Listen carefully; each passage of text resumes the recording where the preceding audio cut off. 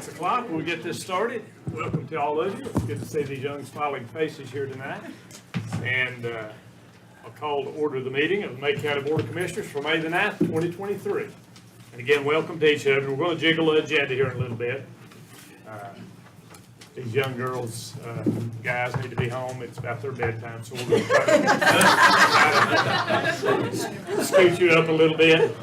Mr. Shields will take care of that. Any announcements?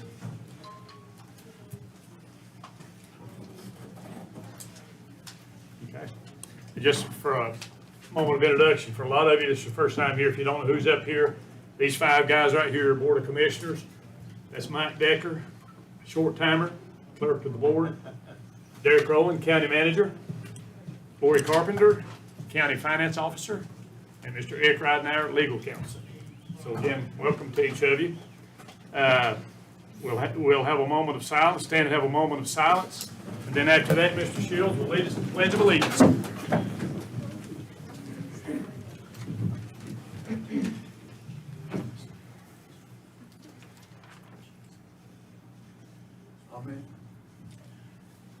Allegiance to the flag of the United States of America and to the republic for which it stands, one nation, under God, indivisible, with liberty and justice for all.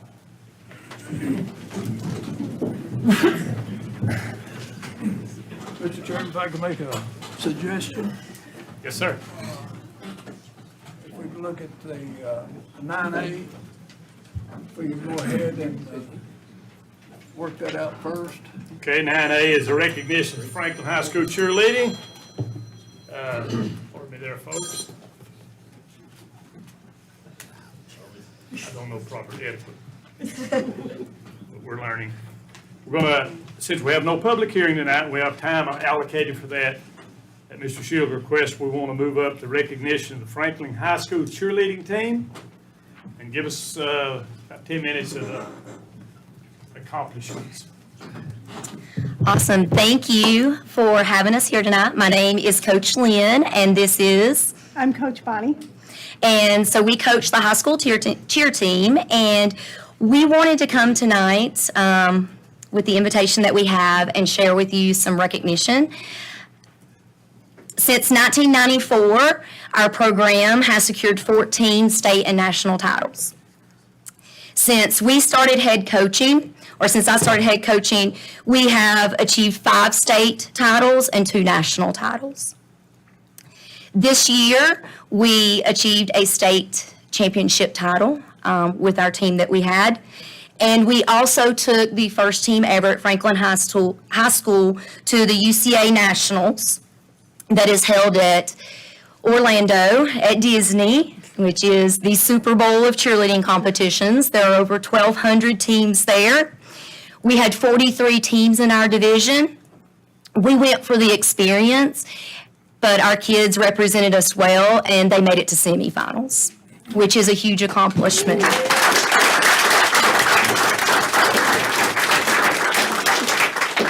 They finished in the top 15 in their division, which is unheard of for a first-time team at this event. Just to go over a few other things that they've accomplished over the years and the reputation of our program, we are known to be strong and innovative when it comes to our routine, our stunts, our cheers, and how we represent ourselves in Western North Carolina at state events and national events. We are known for our sportsmanship, which is something that has been recognized for the last several seasons. When we go to camp, for example, our team has received the Leadership Award, which really we feel is the most prestigious award at camp. This is when all the other kids there on other teams and the coaches vote for what team they would most like to be a part of, if they could be a part of any other team than their own. We've been camp champs for the past 3 years that we've attended camp. This past season, we also brought home the banana. For those who know, we do everything in our power, the kids do, to bring home an inflatable banana. That means that you were the team of all teams at camp as far as spirit and energy, attitude, work ethic, all of those things. Each year, we've had numerous All-Americans chosen at camp. They're invited to cheer in a Thanksgiving Day parade on Main Street at Walt Disney World. We've had Pennant Forward winners selected every year. These are the kids who show why America and our communities need cheerleaders. So those are just a few of the awards that we have that we wanted to recognize these kids for tonight. We do have some challenges I wanted to share with you, but before that, I wanted to allow some of the girls to come up and talk with you and share with you their experiences and things that they would like to be recognized for tonight. So first, we'll have Michelle Perez and Lauren Shannon.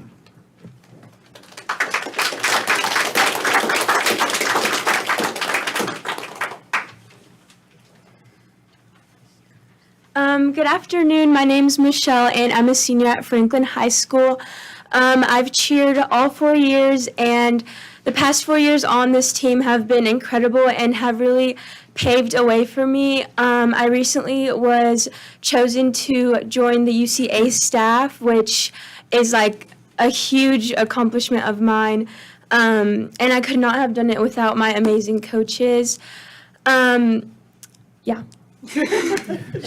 Hi, my name is Lauren Shannon. I'm a junior on the Franklin cheer team. I've cheered all 3 years. And something I love about cheerleading is it defines who you are, and it gives you kind of a structure for your life and teaches you not only cheerleading but self-discipline as well. Very good. So we have a couple of other kids that wanted to come up. So if Brianna and Gracie, if you guys would come up. Did she say the UT staff? UCA staff, which is the varsity staff, they are those who go and they help teach the camps. They are instructors at camps throughout the United States. All right, so I'm Gracie Elliott. I'm a junior at Macon High School, and I've cheered for my sophomore and junior year. And I love cheer because it defines who you are as a person, because Coach Lynn helps us do team building exercises and personal exercises. So I feel like we really bond as a team, and I just think it's a fun experience in general, just because we go to camp, which is my favorite experience. And like she said, we can get All-American, we can do get the Pennant Forward Award.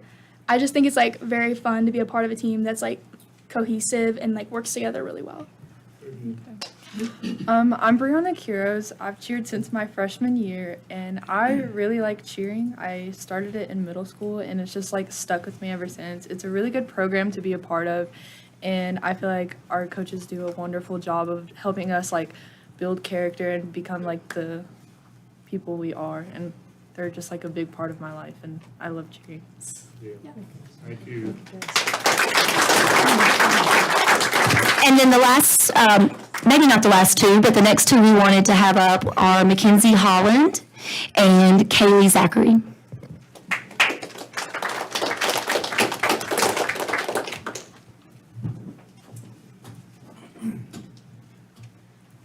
Hi guys, I'm Mackenzie Holland, and the reason I do cheerleading is because it is really important to me. It teaches me how to be responsible, not only in cheerleading, but also in school and in work and just outside life, and it has paved an amazing path, and I'm so excited to start my 4th year. Hi, my name is Kaylee Zachary, and I'm a junior on the Franklin High School cheer team. And I've done cheer since I was really little, and it's always been a part of my life, and it really brings out the true self of me. And I am home, and I am myself when I'm on the cheer team around my coaches, and I feel like everybody gets to deserve that experience, the cheer team. And we have two more that would like to come up and speak. So Mackenzie Carver and Coral Perry.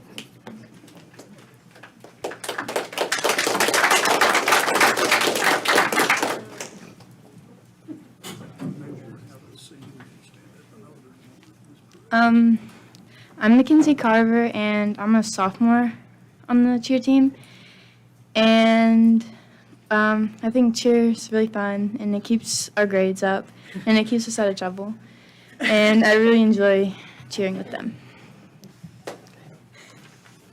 Hi, my name is Coral Perry, and I'm a sophomore on the FHS cheer team.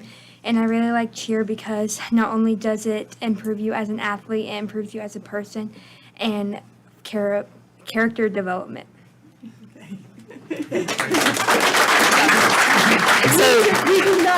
Yeah, so I had no clue what they were going to say, but one of the things that we do work on is public speaking and getting in front of people, because a lot of our generations today, like, they know these phones and devices, so we feel like it's important that they get to come up and they speak. We're really excited that this year we have 15 on our team.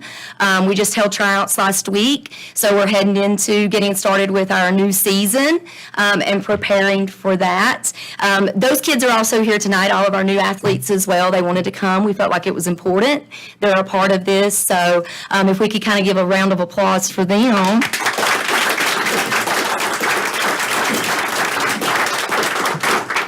So do you guys have any questions for us? Anything we can answer about our program? Lynn, how many seniors do you have? We have 2 that are graduating. One could not be here tonight because she had some dental procedures done today, so she's a little swollen. So Miss Perez is one of your seniors. yes, Miss Perez is one of our seniors. It's good to see you again. Any other questions?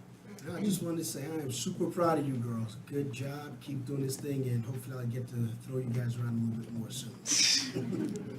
If I don't know if you had a 50 grade, I might give it a shot. Yes, we do. We check grades weekly because we believe that our athletes are student athletes and they're students first. State mandates that they have to pass 3 out of their 4 classes to remain eligible. We ask in our program that they pass all 4 and that they maintain a C average. We try to move away from that stereotype that cheerleading kind of has for them. We have a lot of kids that go on to college, get lots of scholarships, and so we feel like it's important that they prepare themselves for the future in that way. So. Well, these things have got off to a good start.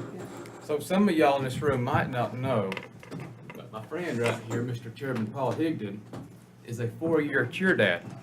All right, he's a veteran, so he understands all the lingo, and listen, he does. It's very important, and like you said, teaching these girls how to speak and be in front of people, and all these are trades or tasks they can take with them for the rest of their lives. So thank you for what you do, and thank you parents, thank you kids for being here tonight.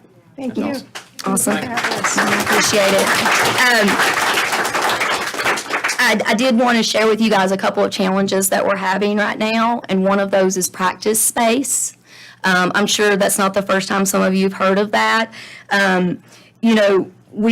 We practice in the evenings to try to get space to practice because it's hard to get space throughout our community. Typically, we're only able to get the gym. For example, during our competition season, which is basketball season, if the basketball team is away and we happen to not go with them, which is hard on us to tell our basketball team, like, we're not going to be able to go with you because we've got to have the opportunity to have the gym to practice, because we, in order to be able to get ready for competition, need to run our routine full out. And that means we need an entire floor the size of the floor we're going to compete on. Typically, our practice space is the cafeteria lobby at the high school.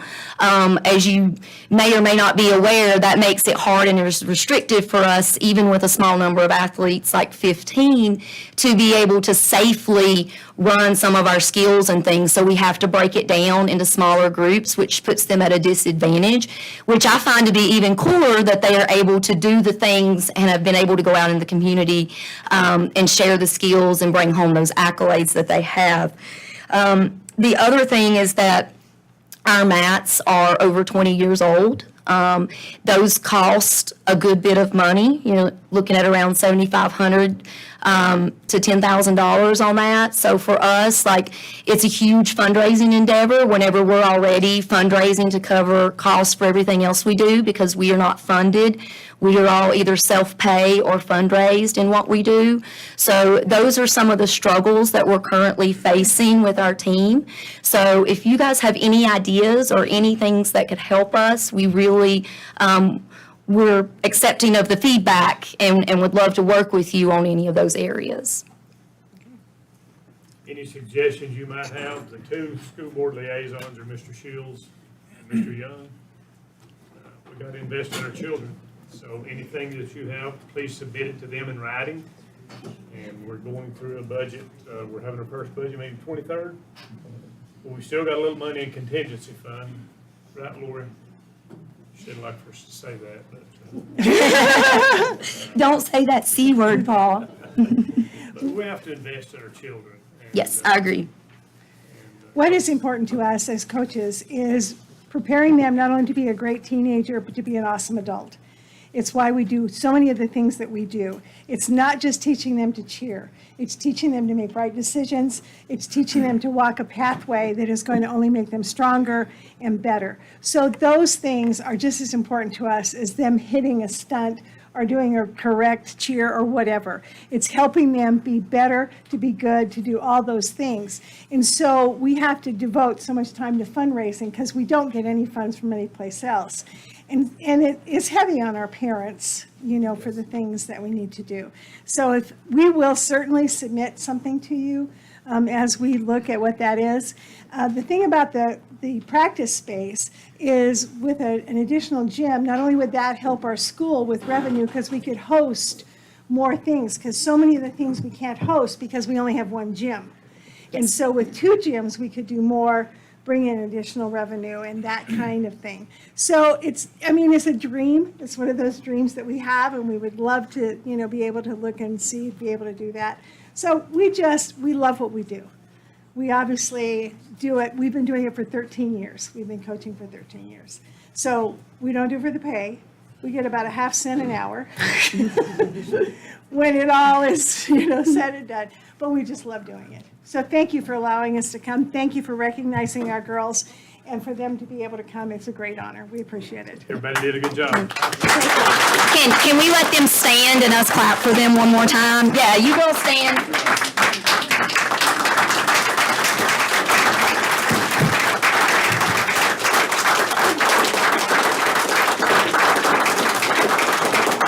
Thank you guys very much. We appreciate it. I'll send you a number. All right, thank you. I appreciate it.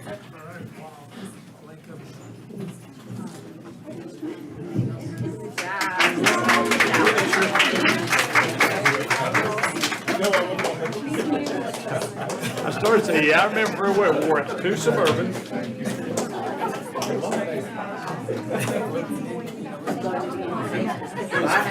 Goes from Hey, Lori. That AC unit, my wife, PTSC, that's public safety training. What she wound up with. Would we need one? 2 out of 3. 18? All right, that's good. Public comment period. Let me see if we got a name. Got the name? She's got it right here. Anybody else want to sign up for public comment?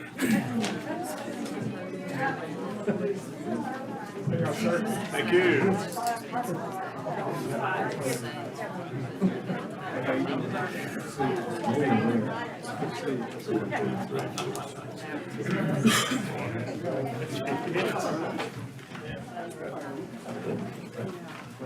Here we go. 3 to 5 minutes. Set time. All right, public comment period. I have 10 people signed up to speak tonight, so 11 has been there when I got here. pardon? 11 is like, it's been there when I got here. He was outside, there was too many folks in there. He's been there. And do we add?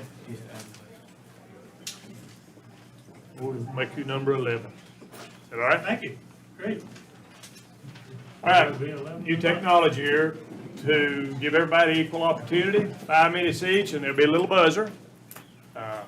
So first, Ms. Hazel Norris.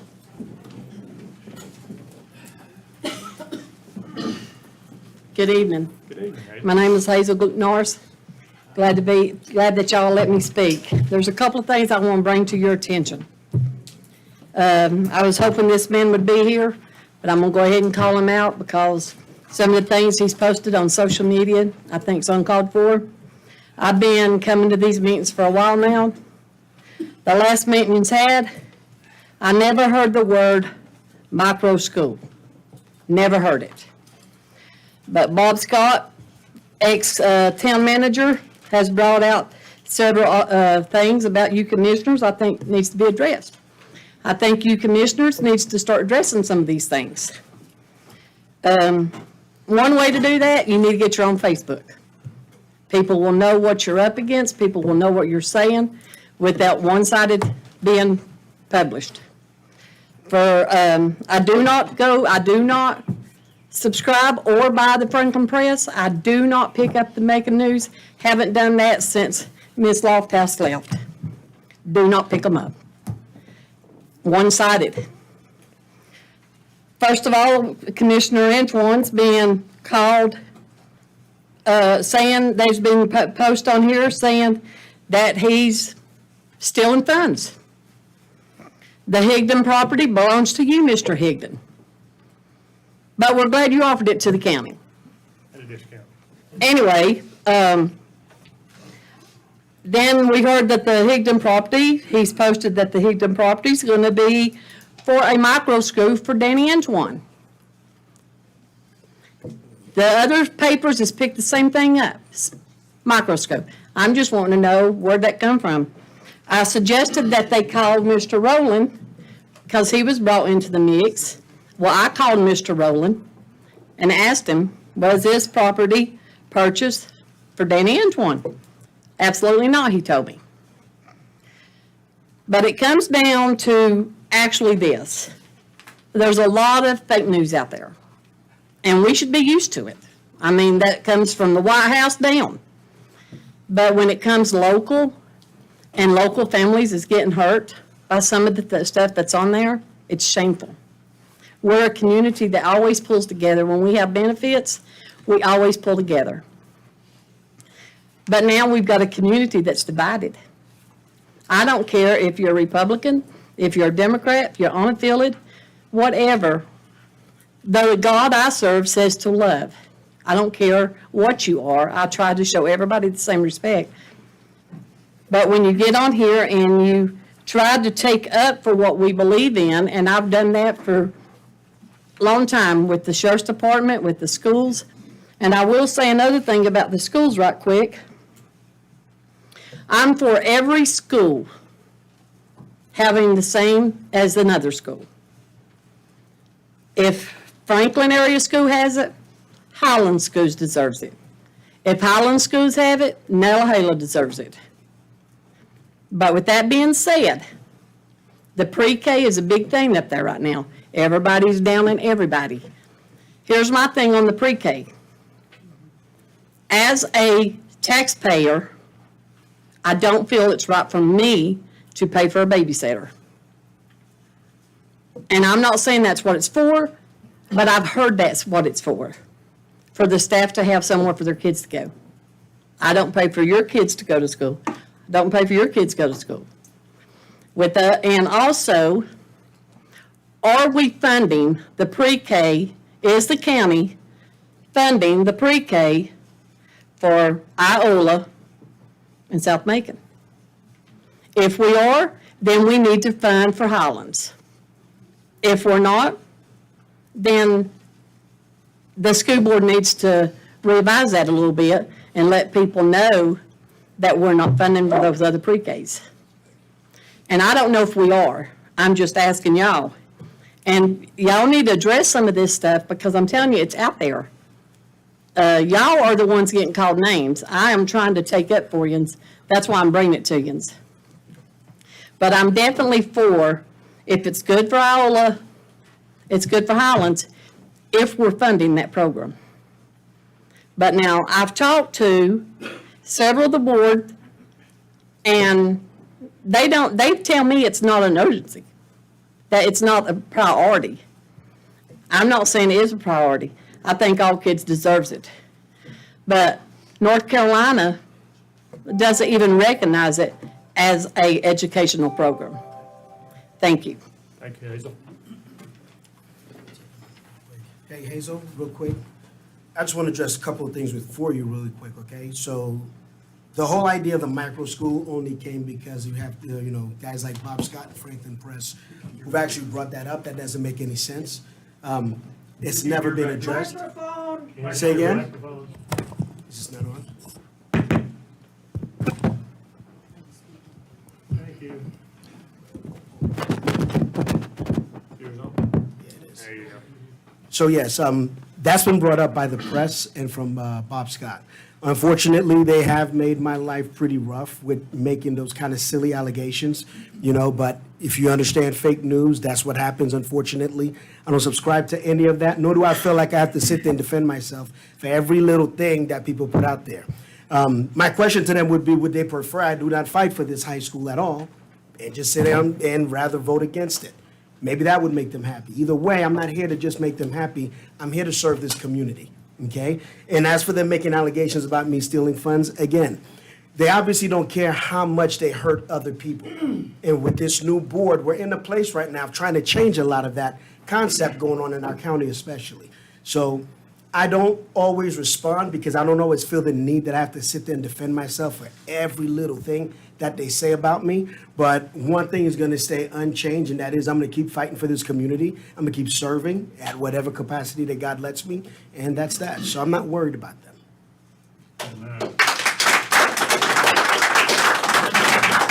Jennifer Love with STEM program. Good evening, Mr. Chairman and members of the board. My name is Jennifer Love, and I have served as the STEM coordinator for Macon County Schools for a little over 6 years. This program was initiated through a partnership between Macon County Commissioners, Southwestern Community College, and the Macon County Schools as a workforce development initiative, which was funded through a Golden Leaf Foundation grant. These funds helped us purchase equipment, provide professional development for our teachers, and helped create a myriad of STEM opportunities for our students. One of these opportunities was the creation of our middle and high school robotics program, which meets each week at the STEM space at the Business Industrial Park.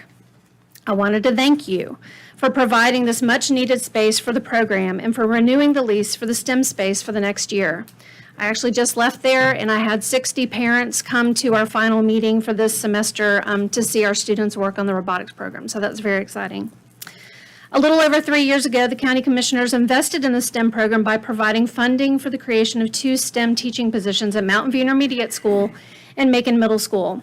Macon County Schools has 2 amazing teachers, Mr. Kermay and Mr. Wilkinson, who provide high-quality STEM instruction to over 1,200 students each year. I've received overwhelmingly positive feedback from parents and teachers about these classes that support math and science curriculum and nurture creativity and innovation. Students practice durable skills needed for the workplace, such as collaboration, communication, and problem solving. After the pandemic, 2 of our elementary schools invested some of their ESSER funding in hiring 2 outstanding elementary STEM teachers, Mr. Pollock and Mr. Cantrell, who currently engage our K-4 students at Iola Elementary School, East Franklin, and Cartuga J. We, as the district, are seeking grant funding to make these positions sustainable and expand STEM to all of our elementary schools.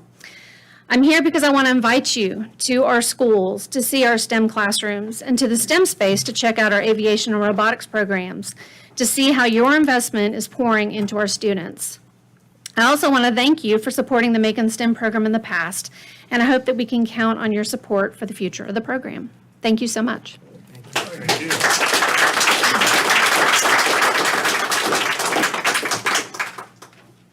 John Muir, Highlands School Project. John. Ready, sir. Good evening, Commissioners. Good to see you all. My name is John Muir. I'm president of the Highlands Cashers Board of Realtors. We represent 478 members, I believe, as of today. Realtors, Highlands Cashers, Plateau, serving Macon, Jackson, Transylvania County. I'm here tonight to voice our board's support and our association's support for the Highlands School Project and asking y'all to reinstate the LS3P contract. This contract's an important step forward for us moving the project forward. I understand the county's funding issues with the Franklin School Project and for all the other projects in the county. There's a lot going on. What we're asking for is for the contract that was previously approved to be reinstated, at least to phase 3. Get us through phase 3, and then that allows us, or y'all as a county, to start looking for statewide funding and other grants and issues on that front. And we hear it said a lot that this is just about the pre-K. This is about the entire school. And from career education to creating space, meeting places for these kids. As a parent of 2 young kids, this is an important part.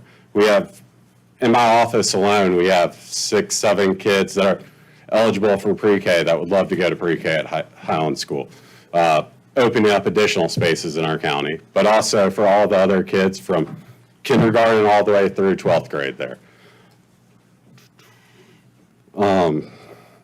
We'd love some of that contingency money you talked about earlier to help reinstate this commissioner and or chairman.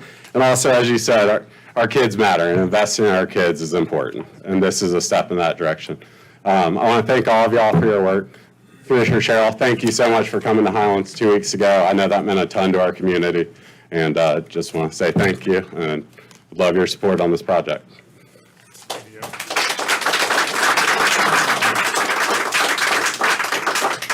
Chris Browning, Second Amendment.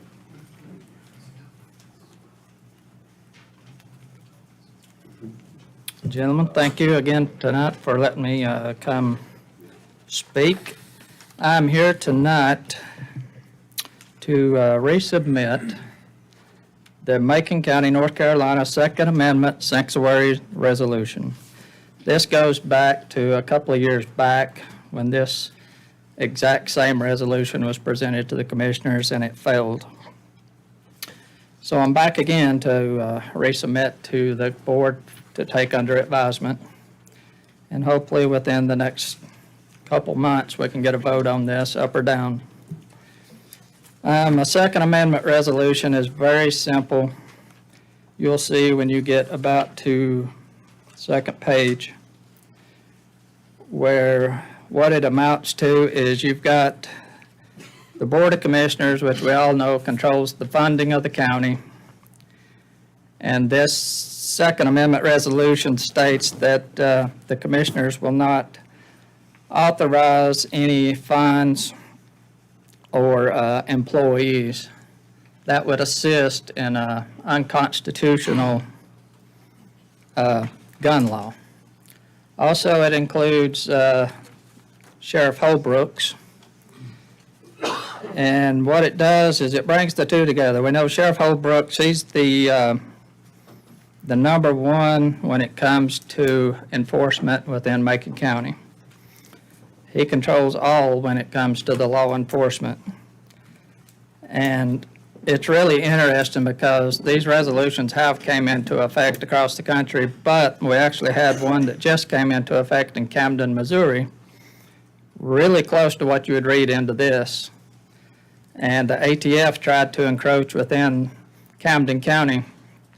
And what it was is they came in through their planning department within the county.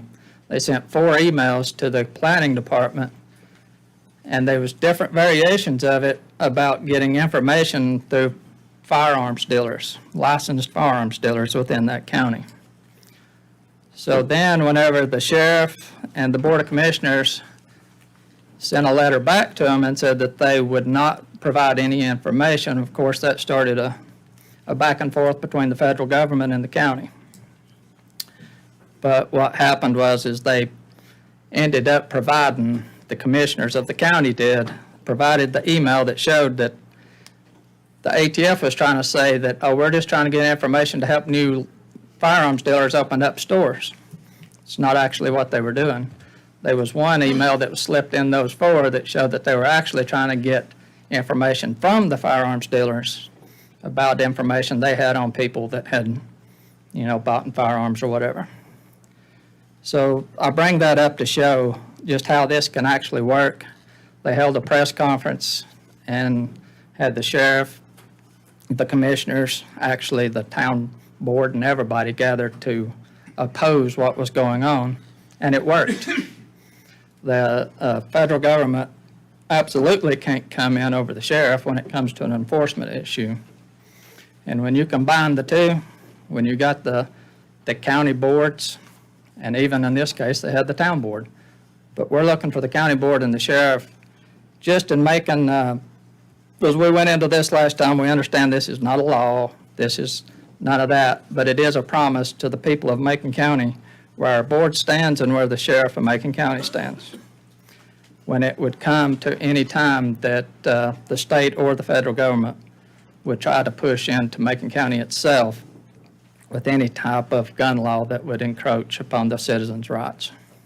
It's really that simple. So I'm just here tonight to give each one of y'all a copy of this so y'all can have the time to go over it. Reach out if you got any questions. Of course, I'll be back at a later time also. Thank you, Chris. You're going to pass those out. Yeah.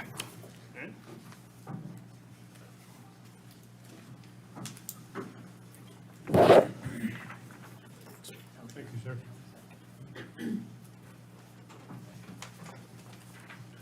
While we're doing this, Mr. Matt Jackson.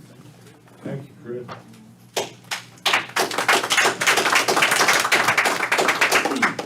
Speaking on the Higdon property. Welcome, Matt. Hey there. Hi, everybody. First time up on the stage here, and I'm not one for writing speeches. I'm probably going to regret that after today. But I wanted to come up here, and Ms. Hazel, I kind of like her idea of you guys having a Facebook group, because love it or hate it, a lot of people go there for information. So, I mean, like certain things like the Higdon property. And to give you my background, I'm a licensed real estate agent. I'm a broker at Keller Williams. And a lot of agents kind of, their eyes went up when we saw the contract because of the $10,000 earnest money. Me, I specifically work as a buyer's agent. That's all I help is buyers. When I work with buyers, I try to make sure that the risk is as limited as humanly possible. $10,000 of due diligence money, before COVID, we would never see any due diligence money. The only risk you would have is earnest money. Earnest money you would get back during your inspection time. If you back out during your inspection time, you get it back. Due diligence money we started having since COVID, because people were calling up from Florida, putting houses under contract, then driving up and seeing it, then saying, no, we don't want it. Now all they're out is the gas money to come up here. That's it. So due diligence money started becoming a thing. $10,000 is a lot more than you would normally see even on a property of this size. And this is my opinion, and this is me as a buyer's agent trying to protect clients. So that's one thing I wanted to say. Once you have that in, you're in $10,000. You know, you're also hurting yourself with negotiations, because you're hurting yourself with that amount of repairs. Let's say you only need $5,000 repairs. You ain't gonna get it. What are you gonna do? Lose $10,000 for $5,000? No, it's not gonna happen. That property, the Higdon property, I've been in many times. I've actually tried to put offers in for clients.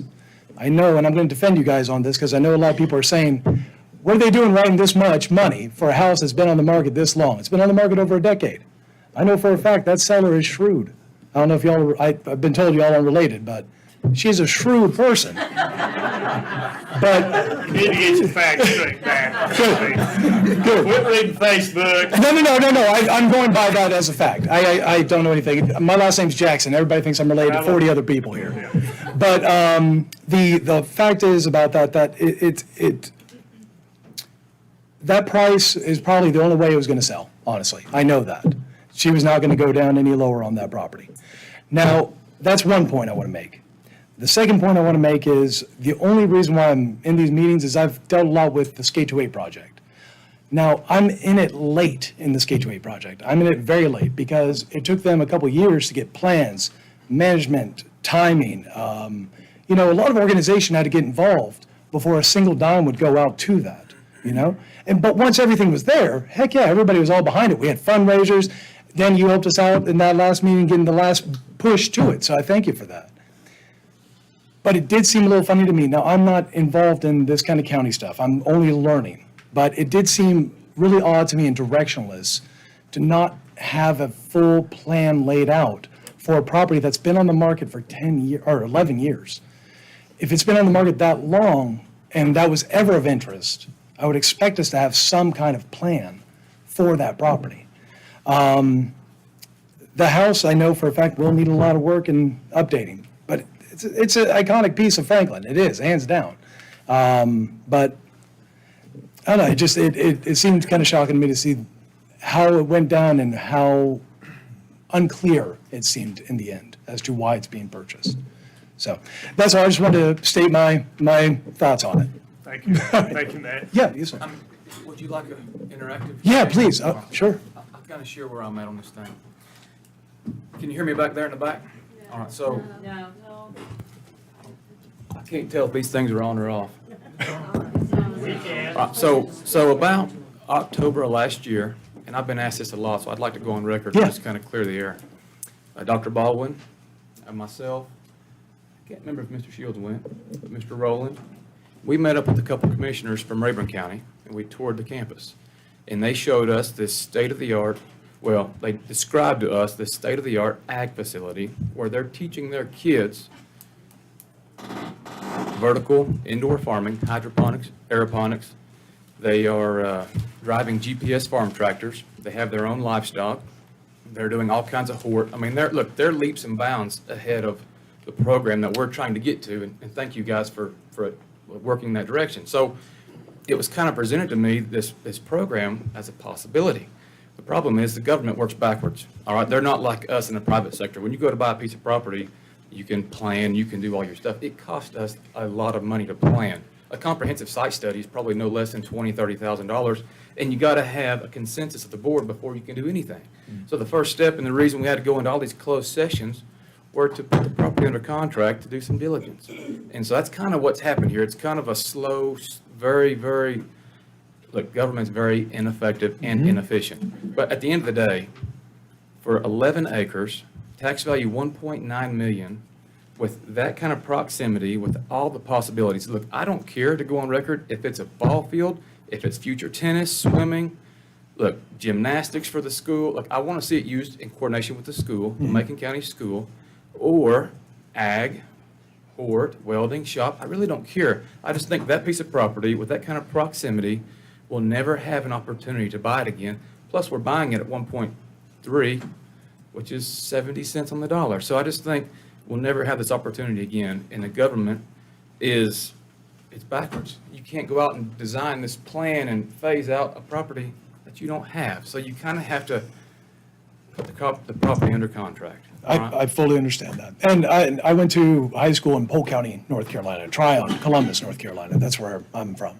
And we had an amazing ag culture right across. It was attached to the school. It's fantastic. Cows, everything. They just walk right over there and handle it. And they would be great for that. And I see that. The house, where a bulk of that value is, where the estimates of the county estimate is, it's not up to code to any level of any kind for what students would probably be needing it for. So that's why I was saying that. And we're in the weeds. We're going to we are. work with the school board, and we're going to come up with a plan. And I promise you, like, in my opinion, it will be in the best interest of the kids. And I'm a product of the trades, of the ag. And look, I'm a strong supporter of it. So I think this board and the school board working together have some great ideas. Good deal. All right. I appreciate it. Look forward to seeing it. Oh, yes, sir. Don't leave. I want you to hear Ms. Strickland. I don't want Matt to leave. I want him to hear Ms. Strickland. Sure, yes. About the That'd be property, the program we're advocating for. Excellent. Okay. Good deal. Thank you. Thank you, Matt. Thank you, guys. Rita Bennett, Highland School Project.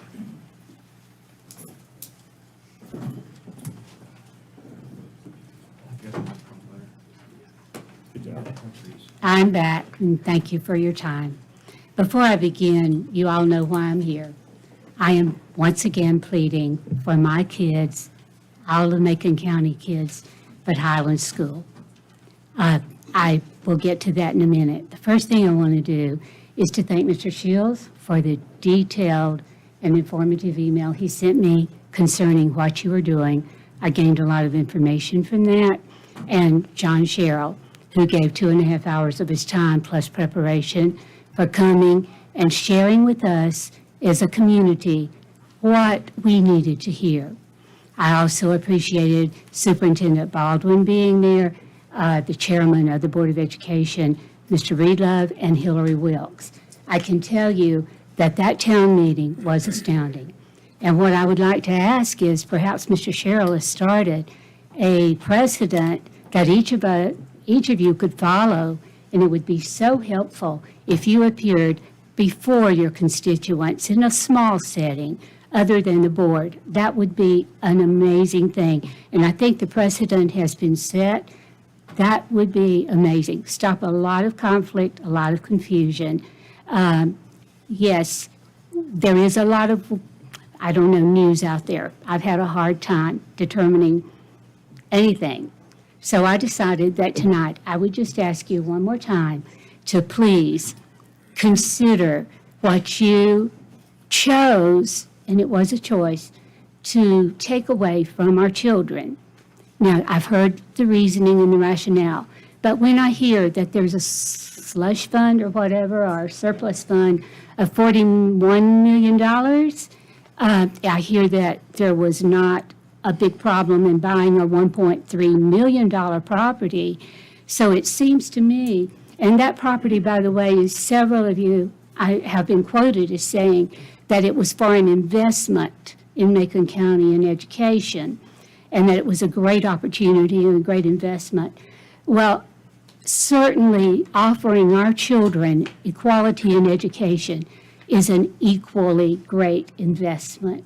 And I would ask that you decide to invest in our children and what they need, like you have told me individually or as a group, that you want our children to have equity, that you want them to have what's in Franklin. And that I appreciate. And you told me if we had classrooms, we could have those things. But then you turned right around and defunded, and I know that's a harsh word, but the planning. And I know you had your reasons, just as we have our reasons for needing you to support our school. 4 classrooms, an IT room, a science lab, remediation of the library, and yes, pre-K, which is not childcare. Ask any pre-K teacher, and they will tell you how difficult it is to get our children ready for kindergarten, first grade, and that's what we need. And I would ask you with my whole heart, once again, and thank you for your time. I know it's hard to take criticism. I'm old, so I'm going to criticize. 34 years as a teacher, you know, these kids are so special. And you've got it in your power. You've got the money. You've got the planning going. And I would so much encourage you to not only fund the planning, refund the planning, but also to fund the project, which is about $4 million that I've been told.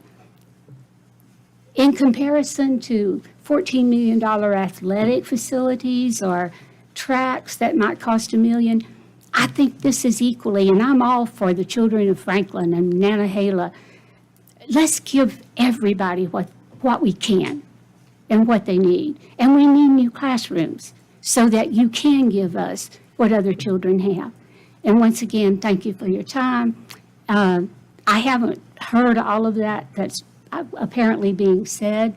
I do support that you have your own little columns in the paper, that you hold community meetings, and that you have your own Facebook page where people can ask you, whatever to communicate to the people.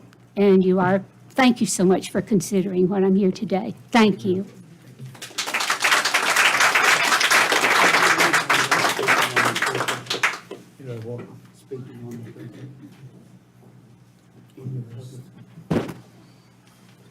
They're calling it the Highland School Project. That's the last one. Okay, I need to address Ms. Bennett and the other folks here on the pre-K. Is it working now? Hey. Ms. Bennett, thank you for those kind words, and I am your representative, and I will do everything I can. I will give you every ounce of energy that I have that's needed to represent you and this county. The biggest thing since our meeting, I have had conversations with the Board of Education, and also there has been communications with the state leadership in the education.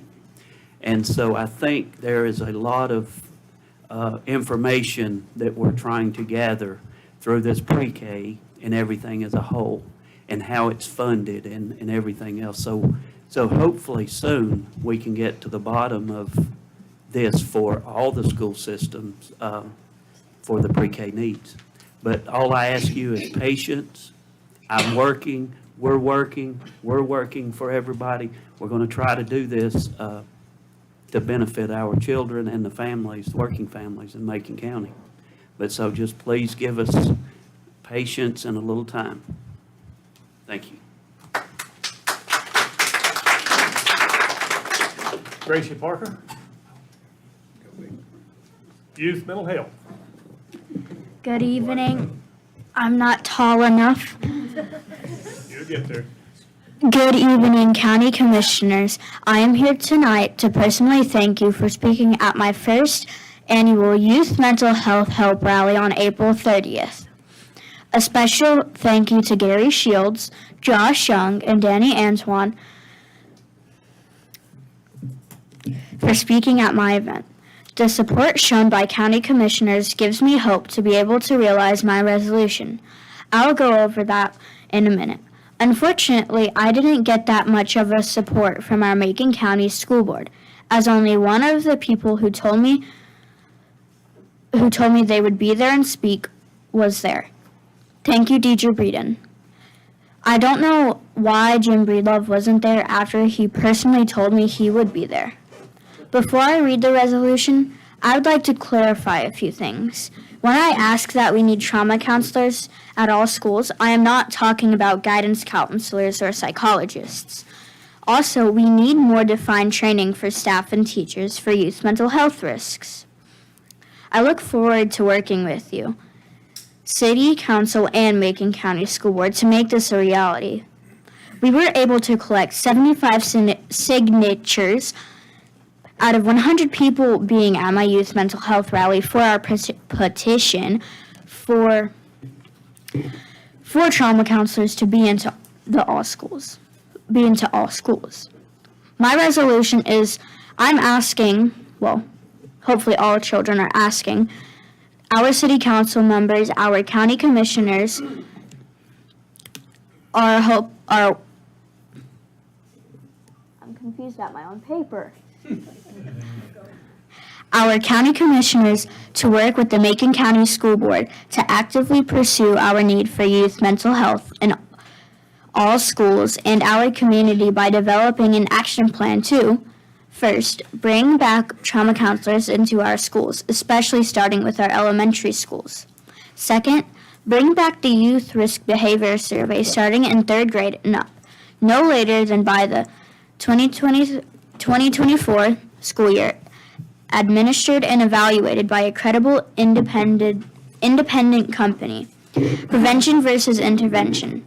Third, furthermore, we demand to stop any bullying in our schools, effective immediately, with much stronger consequences for anyone caught doing so. We need to make our city, county, our community a safe, real bully-free zone. Our message must be that bullying will not be tolerated. I ask to be included in the action plan and implementation of the above demands. As much as I'm able to, I can't be all of our example for our children being able to speak up and being a leader.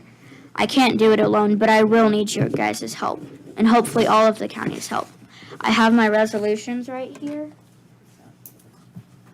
You're good.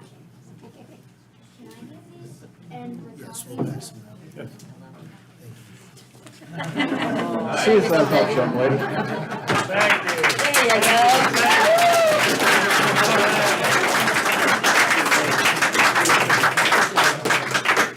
you. Good job. Thank you, Gracie. Do you have any questions? Pardon? Do you have any questions? Let us, Danny's gonna take this and digest it. Okay.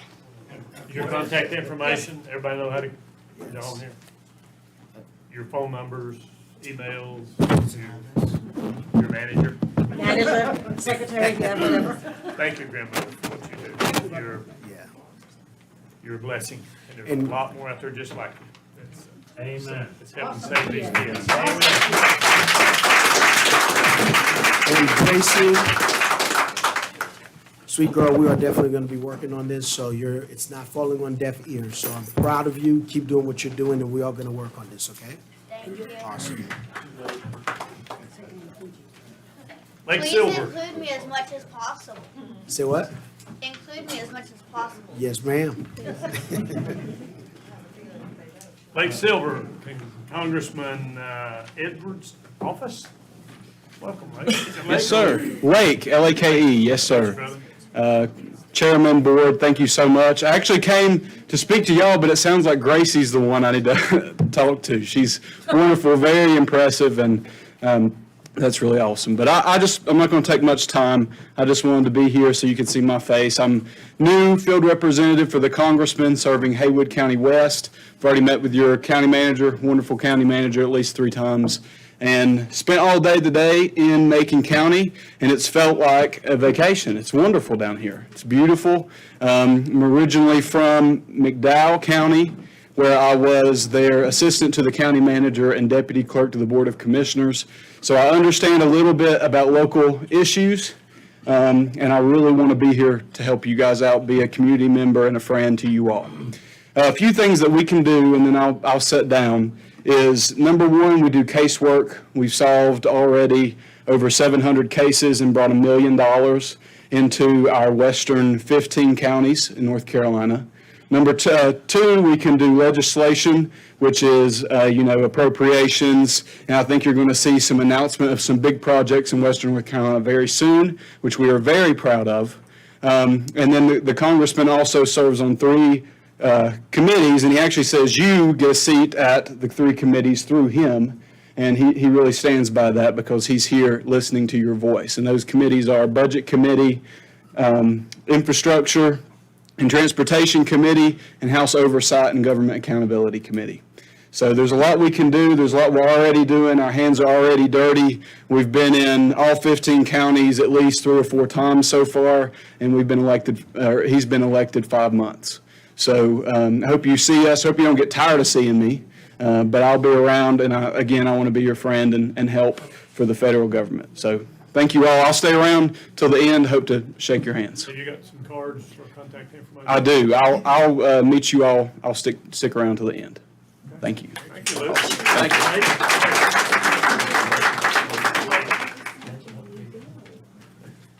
Betsy Basti? It's still based. Camping on public? Like based to turkey. Tell me again, Betsy. Everybody tries to make it fancy. I'm so glad I'm not directly after Gracie, because gosh, that's a hard act to follow. And if I had been there, I would have signed the petition, so if you still have one, I want to sign it. Okay, all right, thank you. All right, thank you, gentlemen, for having us and have this open time to talk. I'm talking about agenda item, a new business, item number 11C, which is camping on the Greenway. I want to start by saying I 100% agree that people should not be camping on the Greenway. That is a fantastic resource in this community. People walk, run, exercise, meet, take their dogs. We saw a presentation by the Nick Wassey initiative about the orchard they put there. It's a great place. It's not a place for camping. There are many other places for camping here in Macon County. We have, as everyone knows, a huge amount of national forest. We have the Appalachian Trail. Those are more camping spots. I do want to clarify, though, and make sure, and this is the emphasis of why I wanted to talk to you, is to make sure that we're not confusing camping with people who don't have homes. And I think that there's a lot of that underneath the conversation. And so that brings us to a bigger issue of, what about people without homes? What are we going to do? And it is so complicated and such a challenging issue. And everybody, most people, and myself included, have that NIMBY attitude, not in my backyard, send them somewhere else. I was talking to someone today at the pickleball court who said, oh, well, in our county, back in wherever, we just moved them on to the next county. And I think, gosh, really? What if their home is here? What if their home used to be here? What if they were born here, their kids are here, or whatnot? Most of those people, not all, but most, have mental health issues, which Gracie would care about, or have drug and addiction issues, which are a huge problem. So I started looking at what kind of, am I making this up, or do we really have a drug problem? Because I go to green spaces and I see lots of people that I haven't tested their blood, but I'm going to guess they're probably have a drug problem. And they're probably homeless. So I started looking at the arrest reports. And I want to thank Sheriff Holdbrooks for what he's doing to try and make this a safer county because of that. But I think there's got to be more that we can do. We have 28% from January to now of drug arrests. 28% of the arrests made in this county were drug-related. 17% were assault-related. Combined, that's 45% drug and violence. That's high. That's high. The rest was, misdemeanors, probation, various things. I also looked at intoxicated driving just for fun to see if that was an issue. Thank God that's not an issue now, really. It's 7%. That's low on the totem pole. But what are we, you guys, going to do to help support Sheriff Holbrooks with the drug problem in this community? And how can we address this? Because let's not forget, a lot of veterans, it's a drug issue.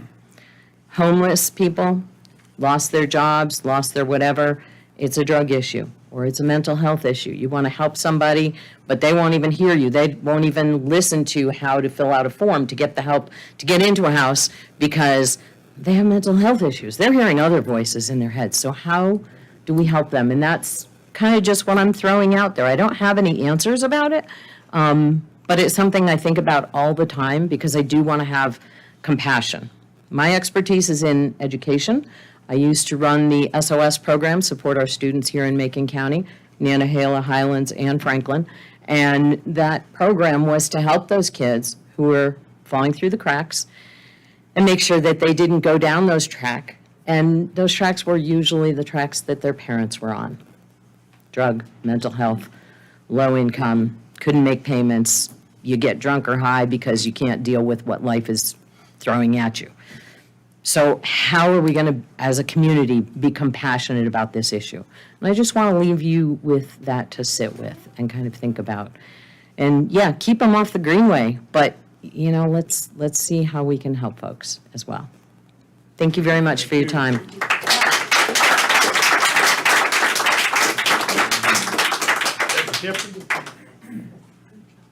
Becca? Macon Library.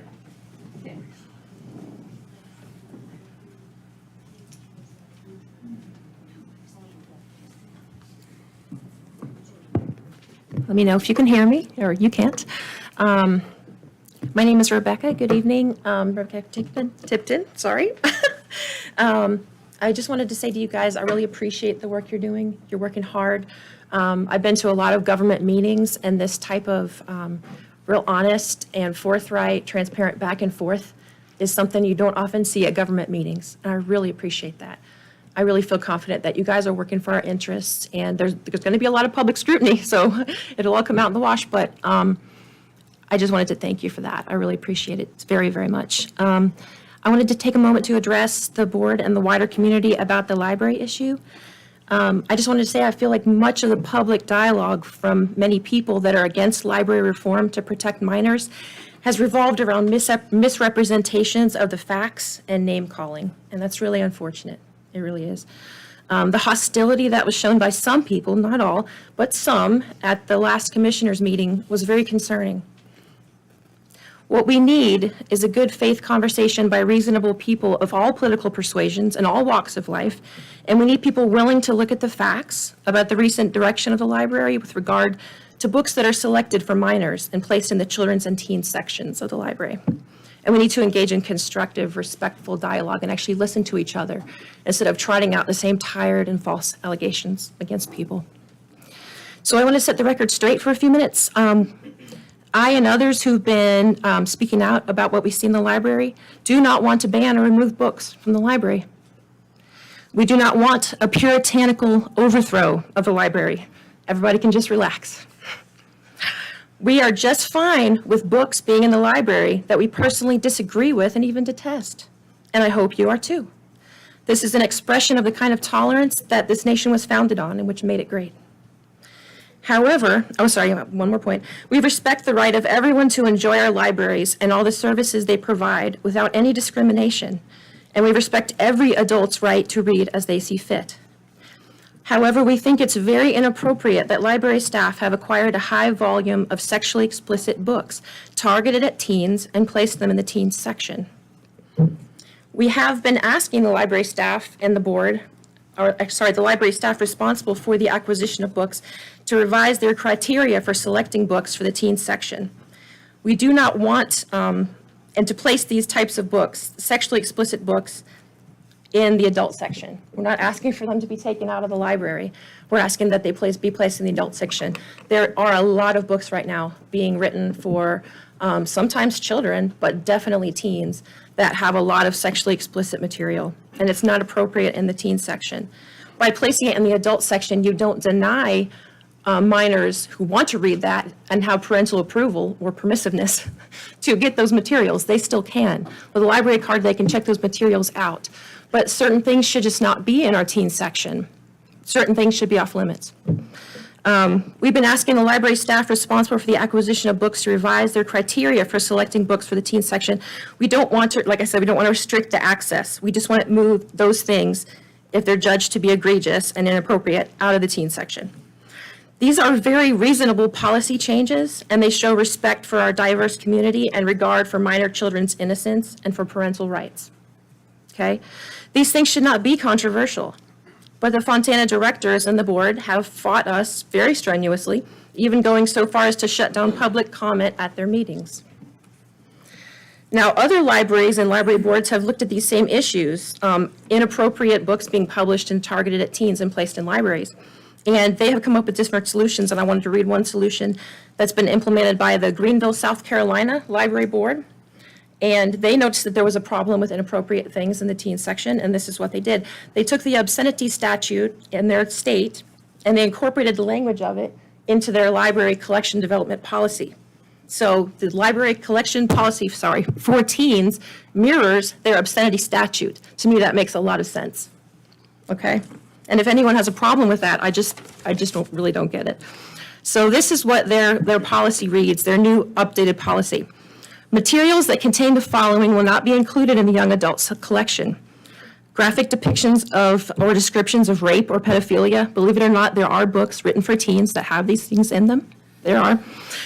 Graphic sexual depictions or descriptions. For the purposes of this policy, material is considered graphic if a person applying contemporary community standards relating to the depiction or description of sexual conduct would find that the portion of the material appeals to the prurient interest. That's old-fashioned language that's in the statute that has an excessive interest in sexuality. They want that stuff excluded, things that describe carnal detail and so forth. So I think we can agree on these things. I think we should agree on them, and there should be rational dialogue. And thank you very much. Thank you, Nick. That's everybody that signed up. Anybody else? Oh, number 11, come on. Hey, more ladies. I need your name, all that stuff. You're the right back and save time for you. Okay. I got this. First of all, I'm going to apologize for not being prepared to really do this, because I had to do some work this afternoon that I hadn't counted on and got interrupted, and therefore I didn't come up with a 5-minute policy speech. But I'm going to say a couple of things anyway, if that's okay. First and foremost, I hope that's, hear me back there? Good deal. What's your name, sir? My name is Howard Carley. I live at 152 Country Road in Franklin, Holly Springs. And my first comment, again, as you can see, I just have some jumbled stuff that's not prepared, but here's the one I used last time I was here. So I'm going to do it again. General observations, comments, complaints, sharing, challenges, and best wishes. They all remain the same. Oh, no controversy there, except there's a general observation and complaint regarding the practice and perceived expectations by many people out there about what makes a good American citizen. Well, in short, I'm hearing a few lamentations about that. First, it's imperative to understand this is not a democracy, it's a republic. I'm going to keep saying that till by God people get it. Second, it is a constitutional republic. I'm going to keep saying that till people get it. You guys are democratically elected representatives for the people because all the people don't have time to do all the work that you guys are doing. That's why you wanted the job. I'm going to skip to the next page. Oh, no, we're not going there. Yeah, here we go. So I'm going to just mention a couple more comments. Here's a letter to the editor. I'm not even sure I ever got it to her or that it was ever published. It was essentially the same thing I said last time. Here's a email I got just a couple of days ago. Just briefly, it's a publication called The Intercept. I don't know if you're familiar with it. I am. It's not one of my favorites, but I do bring them up so I can see what they're saying. Here's the latest.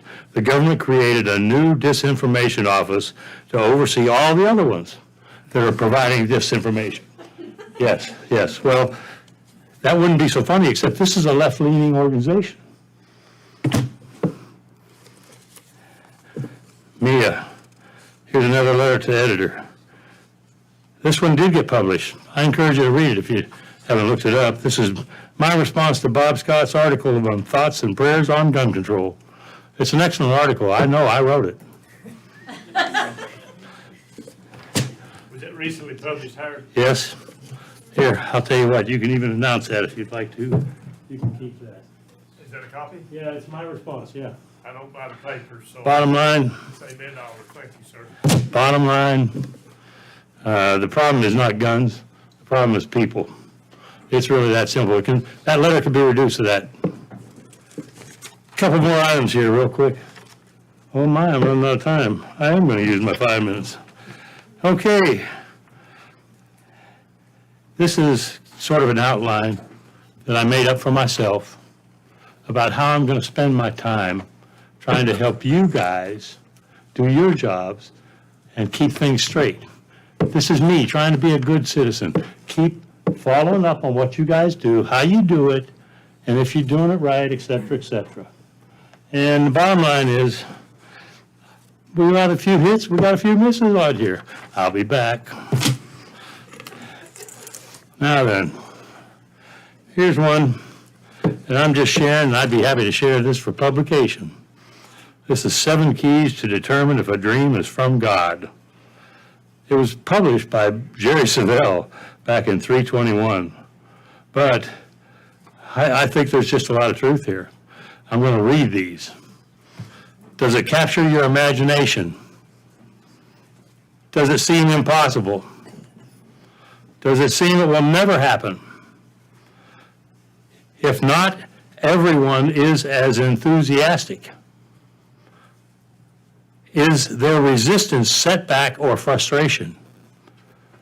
It consumes your thinking, and it's getting bigger all the time and weighing you down. If it defines, shapes, and takes you, you better run with it. Here's something I haven't even had time to even read yet. It's about 40 pages of the article of, oh no, I'm taking it, sorry. I was told I could. This is the last one. This is about 40 pages of the original articles of the Confederation. I haven't had time to read this, investigate it, don't know anything about it. But I'm told the term limits, for example, were in this. What happened to them when the Constitution came around? We don't know, but by God, I want it back. I'll be back. Thank you.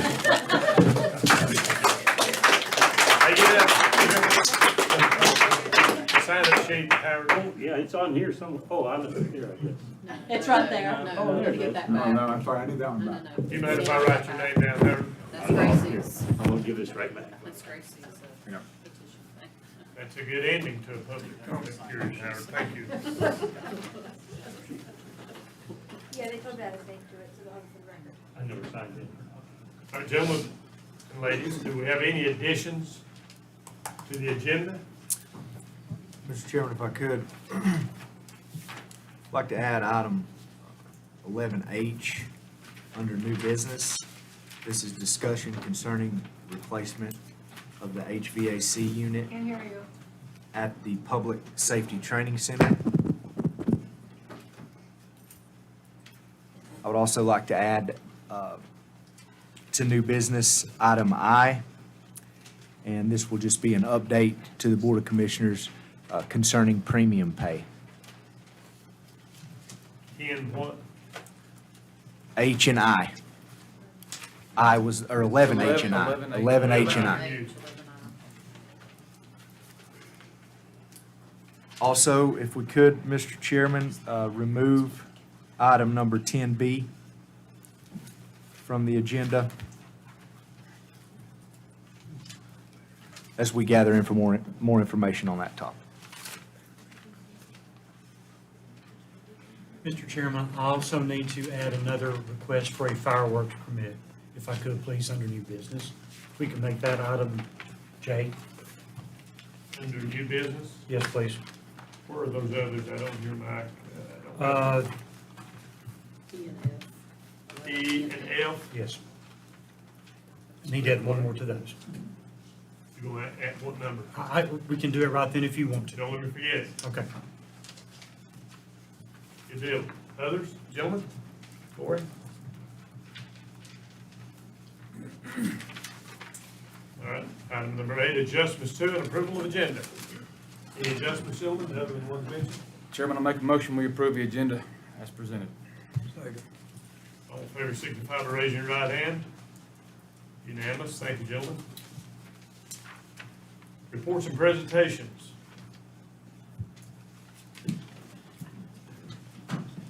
Franklin High School Career and Technical Education, CTE update. CTE Coordinator Colleen Strickland. Thank you and welcome. The floor is yours. Thank you so much for the opportunity to speak tonight. It truly is an honor, and I appreciate the invitation. I do have a folder for you that's a blue folder with some materials in it to help with the discussion tonight. And then I also asked for Josh Brooks to be a co-presenter with me because he is our Curriculum Instructional Management Coordinator for Career and Technical Education for Macon County Schools. So, Josh, if you wouldn't mind joining me, I sure would appreciate that. And then I think we're joined tonight by several of our school board members and also our school superintendent, Dr. Baldwin. So we are here tonight to share with you one of the things that we think is maybe one of the best kept secrets in Macon County, and we don't want it to be a secret anymore, and that is career and technical education. Over the last 2 years, Josh and I have worked with our teachers and our community members and our business leaders to expand career and technical education under the guidance of our school superintendent, Dr. Baldwin, and our school board members. So we started off with the 3 R's, which was, as a result of COVID, reopen, recover, and revitalize. And for 2024 school year, we're going to call that Elevate. So we want to tell you a little bit about the programming that we have. So with our data, I need to use this clicker. With our data, we started in 2021 with 8 pathways. That was the year we came back from COVID. 8 pathways in 2022. Last school year, after working with our students, our teachers, our community members, our business leaders, we opened with 15 pathways. And next school year, we plan to open 20 pathways at Franklin High School. And within a pathway, you take 2 courses that are in a field together. And when you take those 2 courses, you become what's called a concentrator. And that's a data point that we are being monitored by the state. So we have increased pathways from 8 to 20, and we've increased the number of concentrators you can see on that upward movement. We also have industry credentials, and that's one of the biggest components that Josh works with to make sure that our students are graduating high school with highly competitive credentials. So I'll let him talk to you about that. Give this to Matt. I've got an extra one up here. Matt, So a credential, and first I just got to say that I am the football coach, but I actually do more stuff than just coach football. That's supposed to be a joke, but even my son says, "Is that all you do?" But anyway, I appreciate Ms. Strickland and her leadership, and I'm blessed to work alongside with her and under her guidance. Credentials are industry-recognized certificates that our students get to carry into the field, a lot of different fields. And if you could see the mark up there in 2021, we had 137 or 157, it's 137 credentials. Well, the next year, 2022, we jumped to 413. And that's countywide. That's not just Franklin High School. That's countywide. This year, we were hoping to get to 600. And I can tell you, as of today, we're at 878. So we have more than doubled our number from last year. Again, this is all about our students. It's things that they have, certificates that they get. We'll talk a little bit more about a couple of those coming up. But the fact is, our students are leaving our high school with things that they can use to be more attractive for a job. So you'll see that we have our 20 pathways in your handout, and then also in your resources, we have a flyer that shows the 20 pathways that are available for students. So we really believe that career and technical education is for every student. We want this to be every student taking advantage of this. And some of our courses are honors level courses, so they get the weighted GPA points for that too. So this is a document that you might like to look at that has the 20 pathways. And they are impressive, the 20 pathways that we have. So we're going to just highlight a few of our newest ones because they really are cutting edge, and they also foster a partnership with our business leaders in our community. So the first one that we have coming open is AOPA Aviation. So this is going to be CTE courses that are recognized by the state of North Carolina. It's a 3-course sequence, and by the time students graduate high school, they will be prepared to sit for their written pilot's exam. So we know in North Carolina, only one other school district has a state-approved CTE aviation program.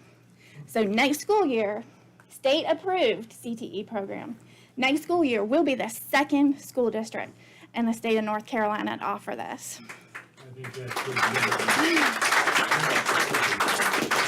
It is amazing, and we have augmented our program to where we know that we are going to be cutting edge. We already have from support from the commissioners. You heard Ms. Love talk about the aviation lab, so we already have that startup. But then we also have been able to foster a partnership with Drake Enterprise and Macon Air so that our students are going to have actual flight time in an airplane before they take that written exam. It's so popular. We have rented out the digital billboard on Georgia Road to highlight our CTE programs.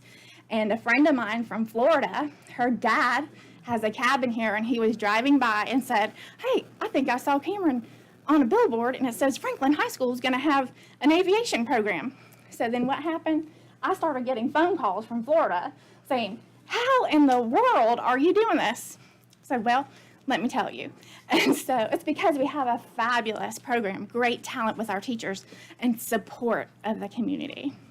So the 20 pathways, Josh and I kid about it, they're like our children. We love them all and want to share about them for different reasons, but we just have to limit it because you gave me 15 minutes.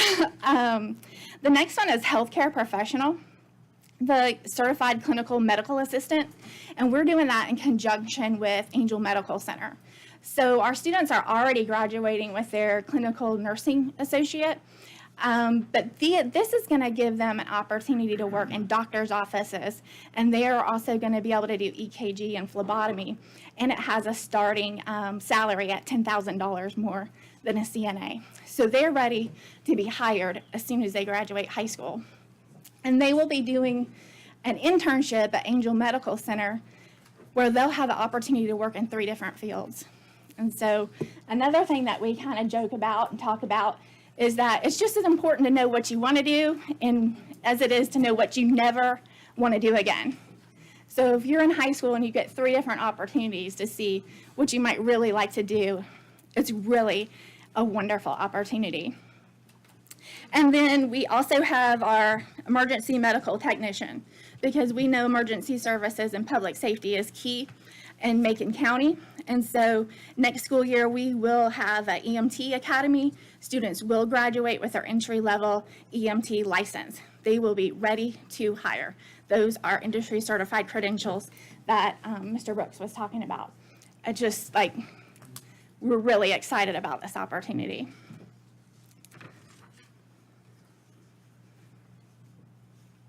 So the next thing are 3 of our programs that we work in conjunction with Southwestern Community College, in conjunction in a number of ways. Number one, it's the students get dual credit. They get a high school credit and they get a college credit for taking the course that's taught on our campus at Franklin High School.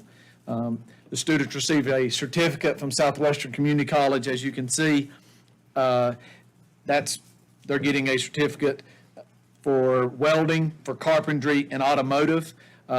Welding, they also are adding to that credentials list that I already talked to before, and it's called SP2. They're learning how to do the basics of welding, the safety, and all those things. And then in carpentry, all the students, I think we had right at 90 students this year that completed the OSHA 10 for construction. And I know that there's an OSHA 10 for many different fields, but these students complete it for carpentry, and I know some of y'all have probably done that. That's an extended length of time that they spend on that credential, and 90 out of 92 students that were enrolled in our carpentry program completed that credential for this school year. We're very proud of them. The automotive credits, again, we just had an audit, and one of the questions was, could you give us the name and a phone number of someone that has been through the automotive program at Franklin High School that is working in automotive today? And 6 of them are actually working in our county. Actually, the school bus garage, Mike Bell, he's there. Josh Sprinkle that works at the bus garage. They went through that program with other guys that are working in our county as well. So it's pretty cool to see it give back to our local community. And then the other thing is that SEC helps pay for our instructors for those 3 particular pathways: welding, carpentry, and automotive. We've got a great partnership with SEC, and we sure appreciate them. And then the next program we want to talk to you about is our early childhood pre-apprenticeship program. And this pre-apprenticeship is through Apprenticeship NC, and it's kind of considered the platinum star of all CTE programs to have an apprenticeship and a pre-apprenticeship program. And we have this program in in Franklin. No other Western North Carolina, far west North Carolina county has an apprenticeship yet. So we are leading the way with that. And I think we have a grandparent of one of the students who's up in the picture here today. And so a pre-apprenticeship, we have a partnership with Southwestern Child Development, who has a $1 million grant from Dogwood Trust. And we are their pilot program. We are the model for the state of North Carolina for early childhood. We started this program this year. Students go through a 3-course sequence: child development, early childhood 1, early childhood 2. When they graduate, when they go through those 3 classes, they have the credential to be able to work in child care facilities, pre-K centers. They are ready to be hired. They have first aid, they have CPR, and they have had the benefit of a mentor that goes into the classrooms with them. So they're in their classroom 3 days a week, and then they're out in our elementary schools and early childhood classrooms 2 days a week under the guidance of their teacher, Heather McClure, and a coach, a mentor, Hannah. And they go out and supervise them. They also get professional coaching and portfolio development, all of the training that's required for early child care facilities. They get bonus pay as they complete the program. They get a signing bonus of $500 per course, 3 courses, $1,500 when they graduate school. once they graduate high school, if they choose to go on to their 2-year degree in early childhood, their tuition is waived. So they can get their 2-year degree at no cost to them, ready to work. Also, while they're doing that and they work in childcare facilities, since they're part of the apprenticeship program, they get paid at a progressive wage scale. So I'm just going to make up a number. If everyone else gets hired at the childcare facility for $15 an hour, our apprentices, pre-apprentices, get paid $17 an hour. And as they earn credentials, their pay increases. It's almost too good to be true, but it's true. We've gone through a year of it with our students now. We have over 100 students on a waiting list who would like to be part of this program. We did a big signing at the Smoky Mountain Performing Arts Center on last Wednesday, had testimonies from students and families about the impact, the life-changing impact of this program on them. A neighboring county, Clay County, received a Dogwood Trust grant similar to the one that we're funded with so that they can scale out the program that we have at Franklin High School. We've had 3 other schools come to see what we're doing. We've had the governor's office call to say, how are you doing this in Western North Carolina? And we can't get it off the ground in other places. Can't tell you enough great things about this. It's a wonderful opportunity. And we'd like to be able to expand that for other program areas too. We would like to be able to have more internships for students. And if we can't do internships, we'd like to do pre-apprenticeships with them. So that's definitely something that we'd like to be able to have a conversation about, because a lot of counties across the state of North Carolina consider the pre-apprenticeships and internships to be economic development. It's good for students, it's good for employers, and it's good for the community. So we could definitely share more about that at another time. And then I'm pleased to be able to tell you that we have found out that the grant that we're funded with has been renewed for another 3 years for $1 million. So it really just is incredible. And the reason why we're able to do this is because our teachers are so talented. They're experts in their field. And so over this last 2 years where we worked from 8 pathways to 20 pathways, that's because we had a lot of great communication with our teachers, with our community, with our school board, with our businesses. And so we were able to make all of these expansions with our existing budget. So how are we funded? We're funded through a state Perkins 5 grant and a federal Perkins 5 grant. Then we have our welding and carpentry and automotive teachers that are paid through Southwestern Community College, because those are community college classes. And then we have our Dogwood Trust partnership. So certainly there is a lot more that we could expand with additional funding or support or ideas. And so if you'd like to at another time, we'd be happy to meet and talk about ways that CTE could be supported. But certainly we hope that you are proud of the programming that we've brought to Macon County schools. I forgot to bring everybody a handout today, but we do have a course catalog that's available, and it has all of the courses and an explanation of what those courses are in it for our students for registration. It includes how many credits, which courses are in the sequence, and what credentials they're going to earn at the end of it. And we're just really proud of it. And when you look through it, it's not stock photos. It's not like somebody else's kids. It's our kids. So it's amazing. And it's just been an honor to be able to work on this. So thank you.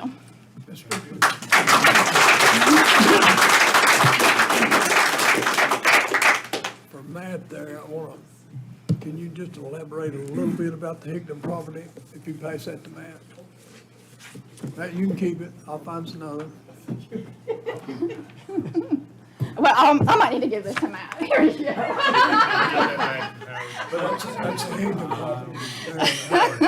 Howard, can you give that paper, the sign-in sheet? Yeah, sure. Okay, thank you, sir. So, yes, I could talk a little bit about the Higdon property. Of course, from hearing the public comments tonight, there is a lot of curiosity about what the plans might be for it. And so, of course, when we heard that you all had looked at it and had put down earnest money and due diligence, and we're looking at it for the possibilities of Franklin High School, it just so happened that last summer, I had been looking at it too. And I was thinking about the new high school and some changes that might come into place if that came to fruition. And one of the first things that would happen with those phases is the football field and the ag program would need to be, I don't know, what's the word for it? Displaced. And so if we were going to displace that, then where could we put it? And I couldn't help, when I'm driving in, can't help but have this big fancy house, that's what I call it, catch my eye. And I started thinking, well, what could we do with that? And so I had talked with Dr. Baldwin about it, and he didn't tell me that we couldn't do it, but he said it would be all right if I met with a realtor and went and looked at it. And so Jennifer Love and Heather McClure and I went and looked at it, and we walked all around the property and thought about, well, what could we do with this? How could we use this for agriculture? What could we do with culinary here? Could we do a Teacher of the Year reception on this lawn? What would that look like? Could we put in the requirements for a commercial kitchen so that we could offer culinary classes instead of foods and nutrition, and that would give our students a competitive edge? Could we have our own animals? Could we do the vertical gardens? Well, yes, we could. And so we came back, made a little dream, and then put it away in a pocket. And so when we heard about it, we were like, oh yeah, remember that? Let's pull that out and let's start trying to see if we can maybe pursue that again. Of course, it's like, I don't know, what do you call that? Like a mile-high dream, like a view. So there's lots of little details in it, but it is one possibility that would be very viable to do a land lab, and that would put us in a competitive arena when it comes to agriculture. Haywood County is getting a land lab. We don't have one. And you talked about Rabin and their program. There's no reason why we don't. Our teachers are just as capable, and our students compete at state and national levels and win medals. They are all capable of being able to do this. So it would be my dream that it would incorporate all 20 of those pathways, and including our students with disabilities, that they could be a part of it, that could be a student-run enterprise, and that they could have the opportunity to get that work-based experience and a really therapeutic type of environment where they were interacting with the public and being a resource to the community. So lots of ideas there. So that's kind of Panther Harvest is what we called it. So. And that's last year that you guys looked at that? It probably was, it was really hot. It was like July or August. There was no air conditioning in the house, so it wasn't turned on anyway. It was just hot. I just want to say that's exciting that you guys did that, and I'm glad they didn't turn that into a circus like they did when I went to go see the property. I'm happy that you guys looked at that. That's what you guys are presenting right now is awesome. So thank you. We did. We asked to go see it and just looked all around and saw all the possibilities and just kind of wrote them down. So, and of course, it's in wonderful proximity to the high school. It would be something that no other school in Western North Carolina has similar to it. So. Man, I'm not picking on you, man. You just got a career that's in this arena. And my name is Gary Shields. If you want more information about that, we can connect with these two people here and share our dream with you. This is absolutely fantastic, looking at all this, and I'm amazed. Like, our school 20 years ago was ahead of the game by having a field for, farm to table. We didn't really have that in many places. This is pretty damn impressive, ain't it? Sorry for that. But, Get your fact, Yeah. get your facts, man. but, yeah, this was presented last month when it was announced. That would have been eye-opening to everybody. It's difficult to be 100% open on everything. Yeah, yeah. And It really is, and I mean, honestly, for Colleen, I heard this presentation from her, I don't know, when did I come and visit you guys? It's been a couple months ago, you know, and I saw you at the last program, and I asked you to come, you know, try to make a presentation here, because I just feel like this is one of those amazing things that we have in Macon County that not very many people know about. An excellent job on this presentation. Thank you. Excellent Thank you. job. Let me say Thank something you. real fast. First, I want to say thank you guys for taking 2+ hours out of your evening to address this board. And I kind of want to look towards the media over here. Maybe this could be a time to kind of highlight or focus on CTE in the discussions with the new school. You know, I've actually had a fair amount of phone calls about, you know, any more kids. Not every kid's going to college. And all this new discussion where college tuition or college attendance is actually declining. And so they're wanting to know why we're building a school with less, you know, hands-on. And so my explanation is CTE. And they say, what's CTE? You know, it's an acronym that we throw around a lot. And I think the general public doesn't really know what CTE is. And I just thought it could be really cool. I'm sitting here scribbling and, you know, I could see a headline that says CTE, you know, what is it and how does it affect our kids? But where the general public can just read something that's tangible that says, you know, welding, automotive, ag, home ec, culinary, that resonates with the people in this community, and I think that would help with this whole project and some school momentum as well. So just want to say thanks for coming tonight. Sure. And Thank you. appreciate your time. Thanks for having us. Thank you. Thanks very Yep. much. Thank you.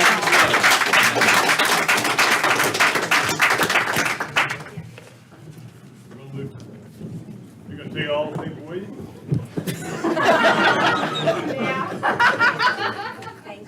With you winter time. All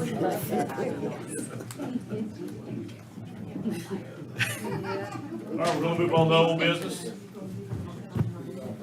Follow-up discussion on the notice of sale and upset bid period for the sale of property at 388 Bethel Church Road in Franklin, North Carolina. Attorney Eric Reithour. So if you'll recall, we received an offer for the property located at 388 Bethel Church Road. It's a 3.76 acre tract, and that bid for the tax value of $55,350 was accepted by the board, contingent upon the right to reject it at any time. It was advertised for upset bid on the county website on April 17th, and it was published in the Franklin Press on April 26th. The last day for the upset bid was last night, May 8th, by 5 p.m. We did not receive any upset bids on that. So at this point, we need to entertain the motion to proceed with the sale in the amount of $55,350, or the board can in fact still reject that at this time. So it's back to the board for motion for acceptance and then discussion. Gentlemen, you've heard the report. Will you entertain a motion?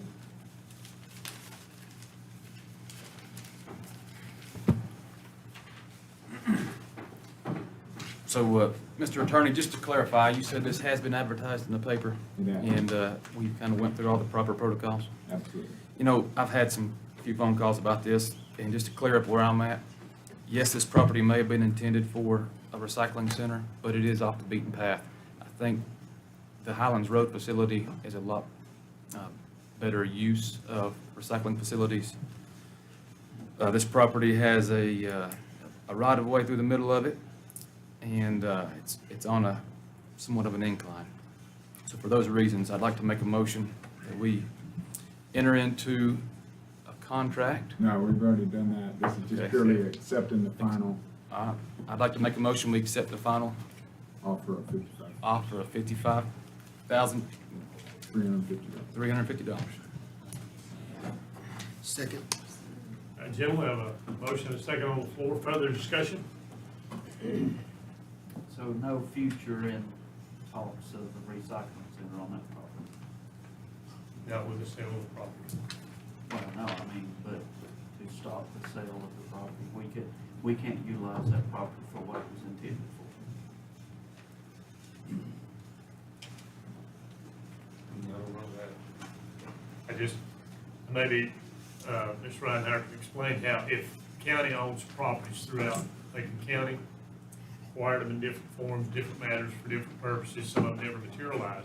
Anybody wants to make an offer on a piece of property that's titled to Macon County, and correct me if I'm wrong, they can submit an offer.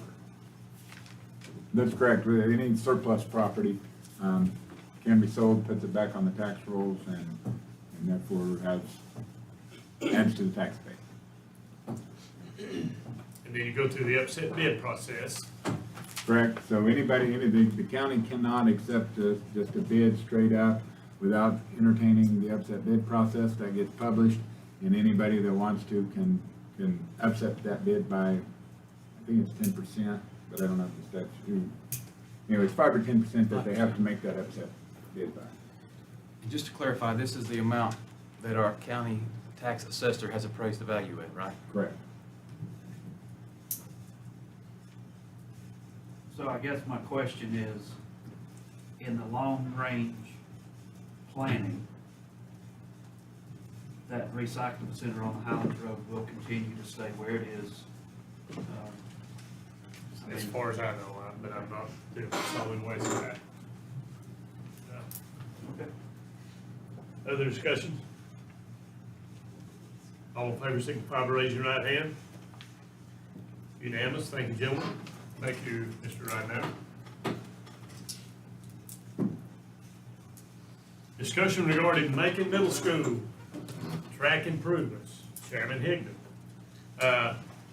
This is another one of those school-related items that we've kicked around for quite some time. We did have the groundbreaking on the locker room that had been planned for how long, Derek?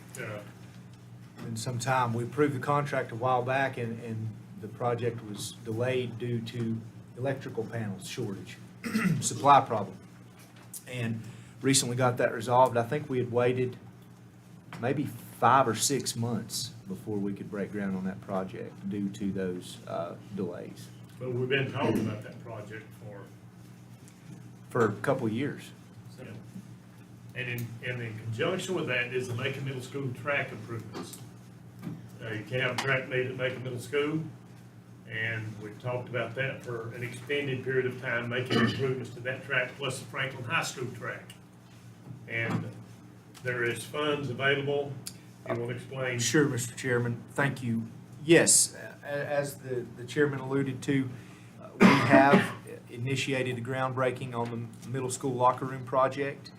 We have transferred previously in this budget year, there's $2.6 million that we have transferred from the general fund for this project. The project came in less than we anticipated at $2.5 million. So this project has about $114,000 contingency in it. That's the locker room project. As you'll recall, the locker room project followed the middle school renovation. We did about a $9 million renovation to Macon Middle School. And from that project, we had $604,531 remaining in the contingency fund for the middle school renovation project. So as we get started, what we would like to do, should the board decide to move forward with funding this project, which was again has been discussed along with this middle school locker room project from the very beginning. If we had contingency left over, we had discussed from the beginning the possibility of taking any contingency from those middle school renovations and applying that towards a new track project. So with that being said, we would recommend first of all, I would recommend that if we're going to do this, that the monies for this track, which we have received 2 quotes from the school system, one for an 8-lane track option at $365,000, one for a 6-lane track option at $312,000. So depending on how the board wants to go, I would recommend that this be appropriated from the general fund balance of our budget. The funds will be placed in the Macon County Schools capital expenditure line items, and we would request that the schools handle the bidding and the contracting all the way through for this project. As they pay the invoices, they will request reimbursement from the county and we'll pay them. So what we're going to do with the remaining funds from the Macon Middle School renovation project is we'll draw down that $600,000. That'll be the first $600,000 we spend on the locker room, just because we can do that without having to move money to another fund. So we'll draw all that money down. So basically, all we're doing is swapping. That money will return to the general fund. The track project, in essence, is paid out of the contingency for this money, for the Macon Middle School project, as we had discussed, just not directly. So if the board wants to proceed and move forward. To add, the school has also received a grant for this project in the amount of $109,000. So in applying that grant, the only money that we will be coming up with is $255,064. So with that being said, we could appropriate this amount from fund balance in the general fund, and that is for the 8-lane track option. If you want to do the 6-lane track option, it would be $202,064. So however the board wants to go on that, I'm happy to answer any questions. Is he right? He's correct. The school board preferred, or Todd Gibbs, I shouldn't say the school board.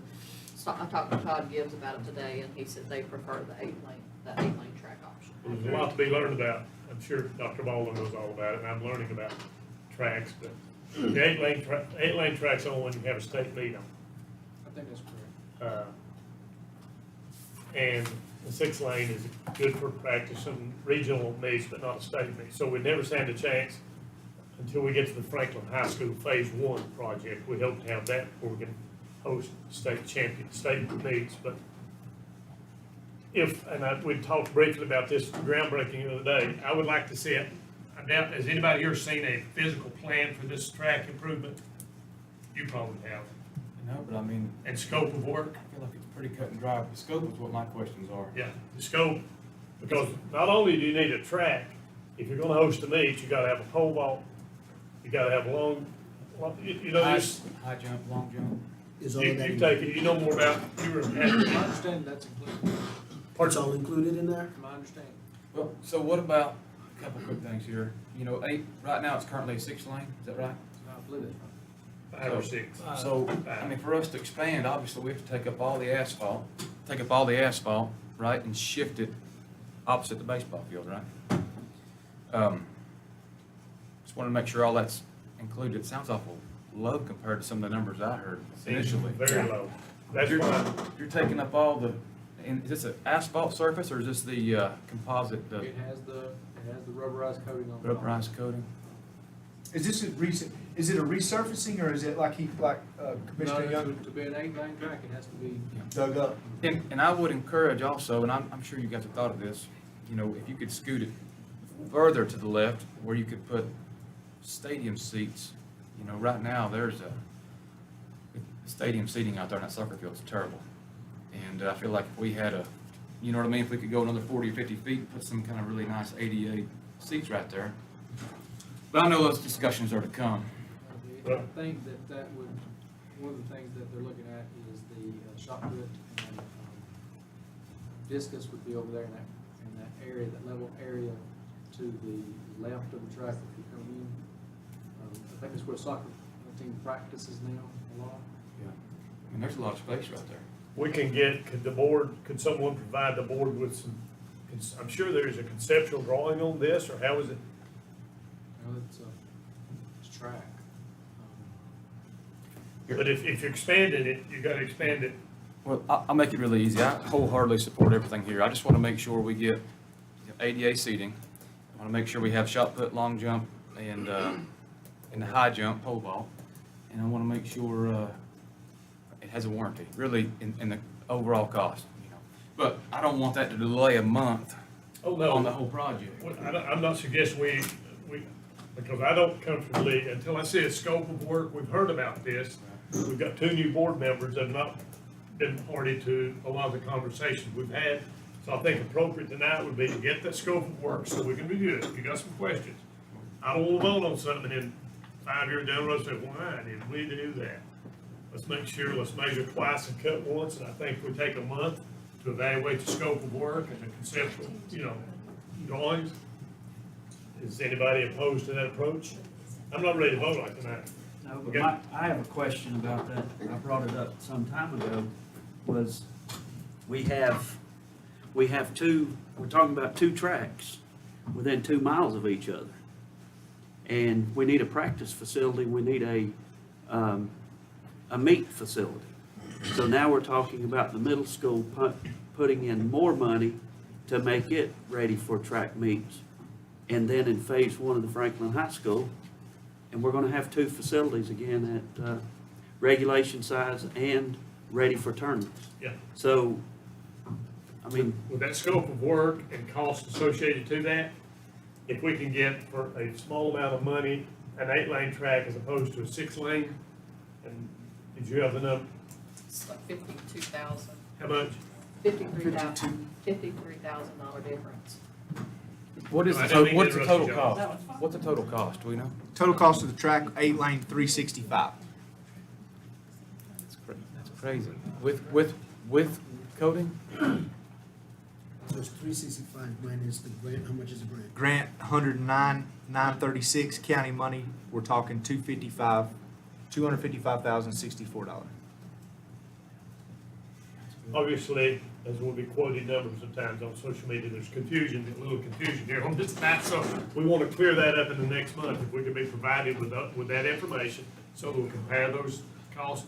And the reason we gotta do, one of the reasons we need to do Macon Middle School first, when and if we enter into phase 1 construction at Franklin High School, we're gonna wipe the track out. We got 65 children in a track program that's never had a regional or state meet in Macon County. Where are they gonna run? Around the highway, around the gym up there, they have nowhere to practice. So if we're going to, if John said, if we want to build just a practice track at Macon Middle School, that's one option. And then concentrate on an official track at phase 1. But these children have to have somewhere to train during phase 1 construction, when and if it happens. So that's my thoughts on it. I'll be quiet. If you can provide us that information for our review, we'll bring it up to the next meeting. Good? We'll have somebody we'll put Dr. Baldwin, and I'll speak to him, we'll get somebody on the agenda for June. As long as we can get the information to study it prior. Todd Gibbs emailed me both quotes today. There was actually 2 vendors, I know the one vendor that we talked about tonight quoted the 8-lane versus 6-lane, and there was actually another vendor, but their cost was more expensive. I didn't really look at the details, I was just looking for the numbers, so we'd have some numbers to share with you guys tonight.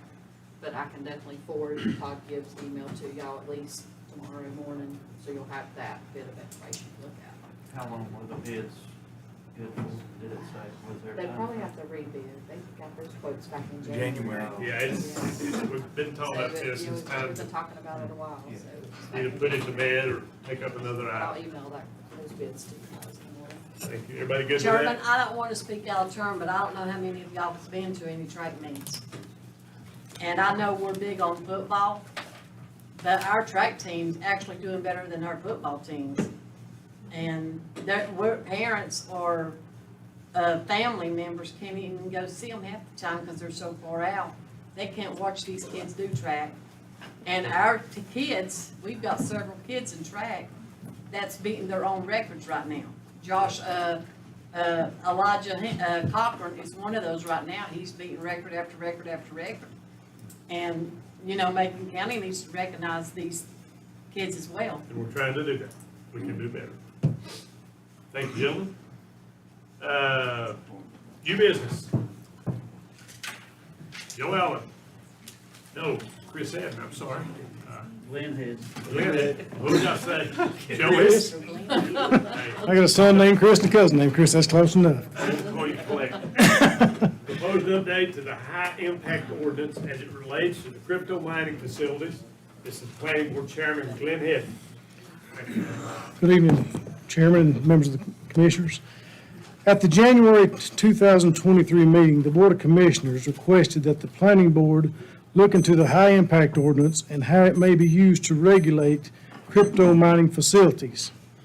As Chairman of the Planning Board, I would like to recommend the changes to the high-impact ordinance shown in your agenda packets that you have.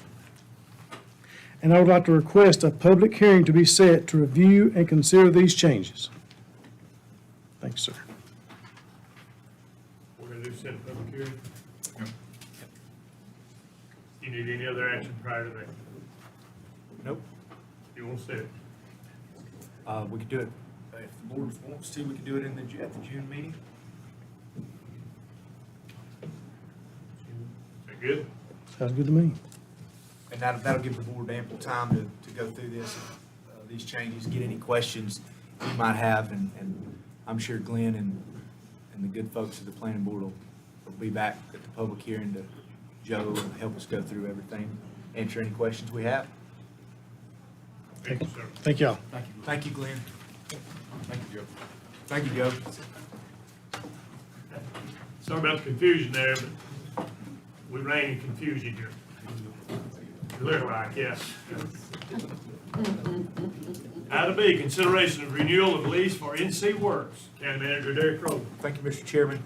This is renewing the lease we have with NC Works in the SEC Annex building for a period of 2 years to retroactively start on the first day of April 2023, and it will go through the 31st day of March 2025. That is, again, the agreement we have with the state of North Carolina to provide the NC Works service here in Macon County. Same arrangements. Same arrangements. What's the pleasure of the board? Is it one of those dollar lease? $1 a year. Account for that, please. You will. I was just making sure it was a, Gentlemen, not, heard the proposal.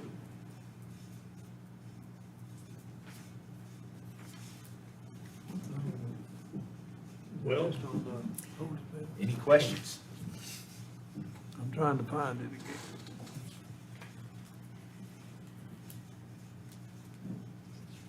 would it bother you if I made a motion while you were searching that?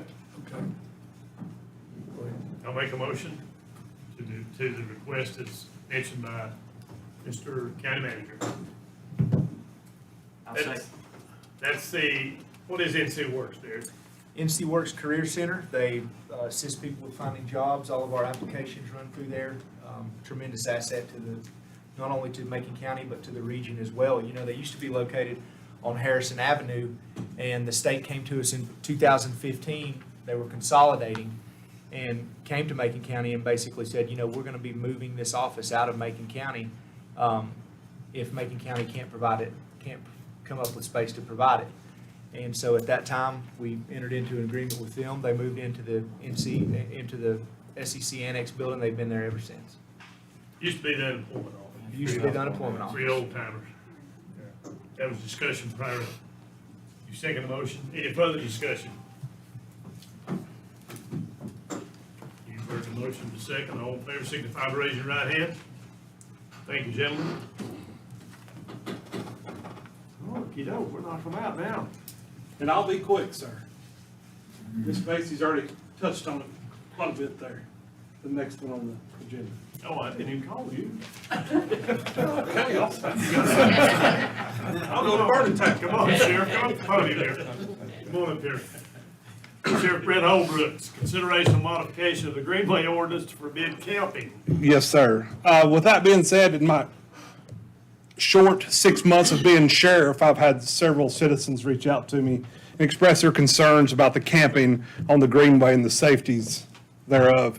And with that being said, whether it's through hikers or the homeless, I want the citizens to feel safe when they're utilizing such a great asset here in the county. With that being said, I think we all can collaborate, since this is tabled, I guess you would say, collaborate and come up with some sort of game plan to maybe designate some areas for these folks to camp that's not so close to the Greenway. And I guess we'll hear more when it's public comment next month, so that's, thank you for your assistance in that, Eric, I appreciate it.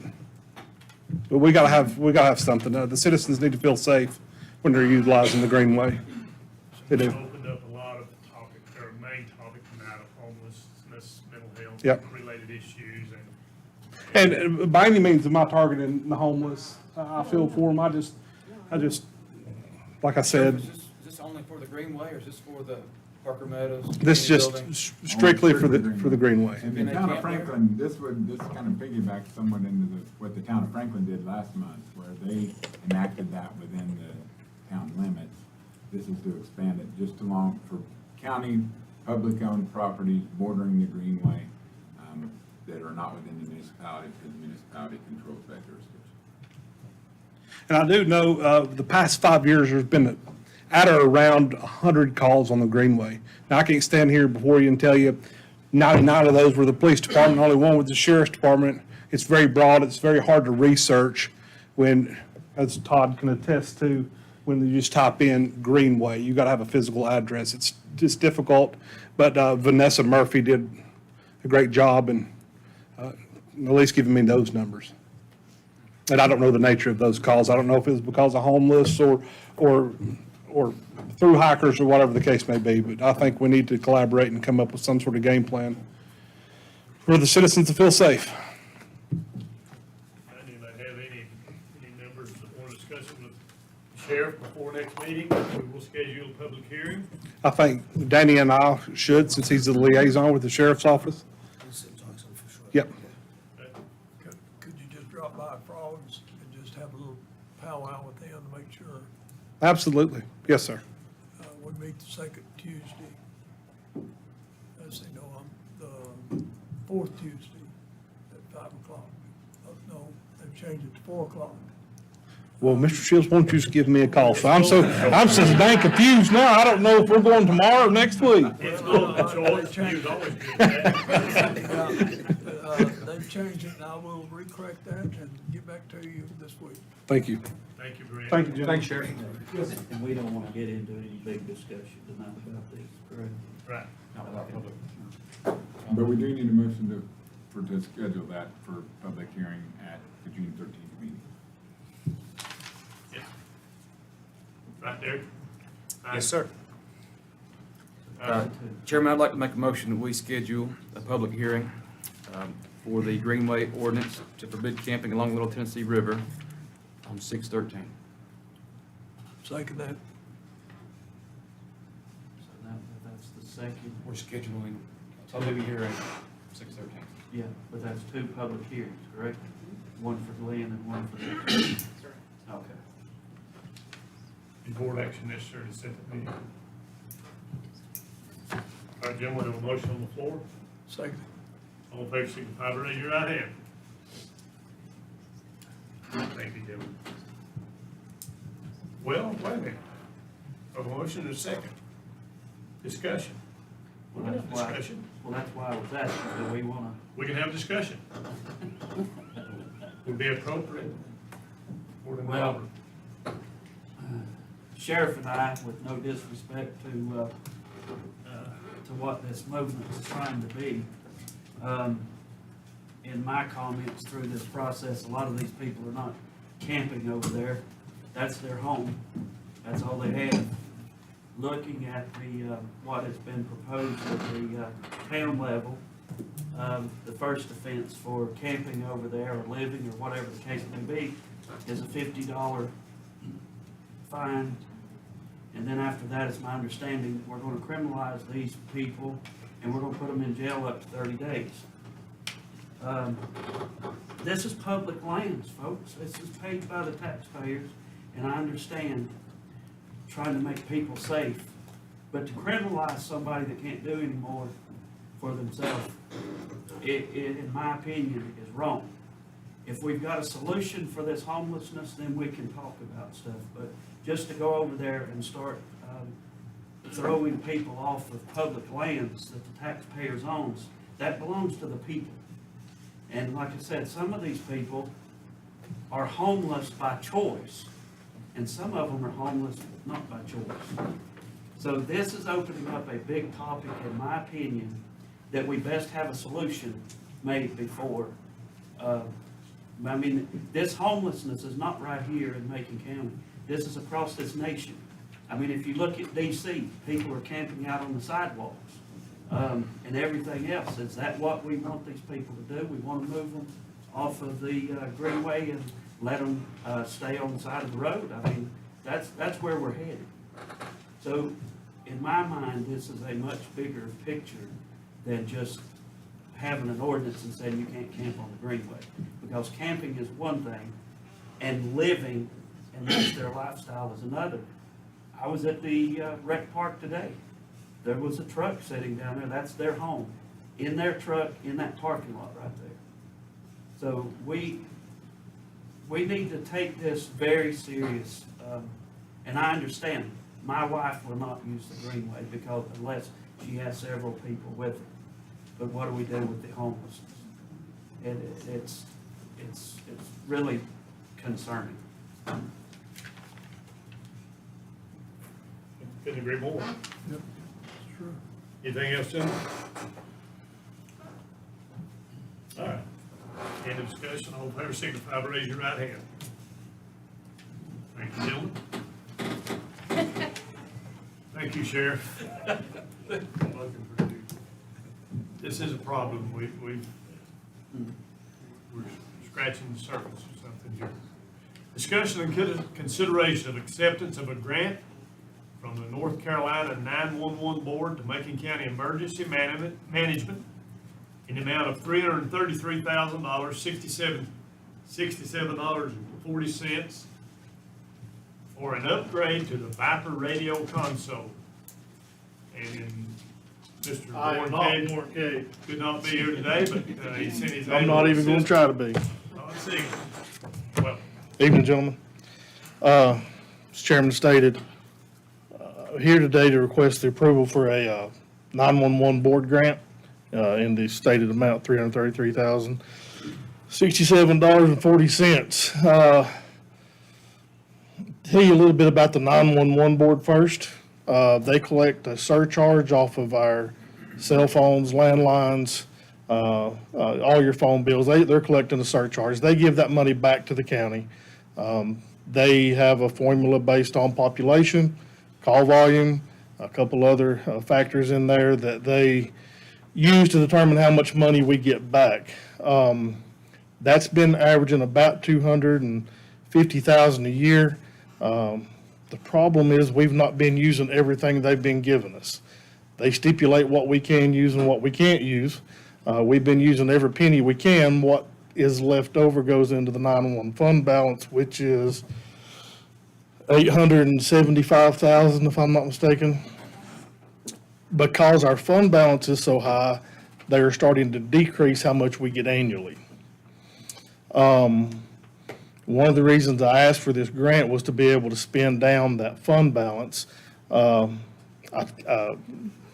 take the quote that I got from the vendor, I give it to the 911 board. They decided that about $250,000 of this project is eligible to use 911 funds for. Those funds will come out of the $875,000 that we have on hand. The rest will come out of from the grant. I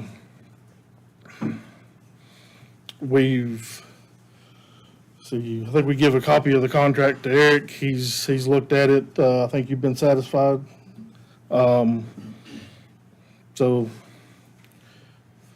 the first step tonight would be to approve the grant, and then we will address the $250,000 in the budget discussion we have an upcoming.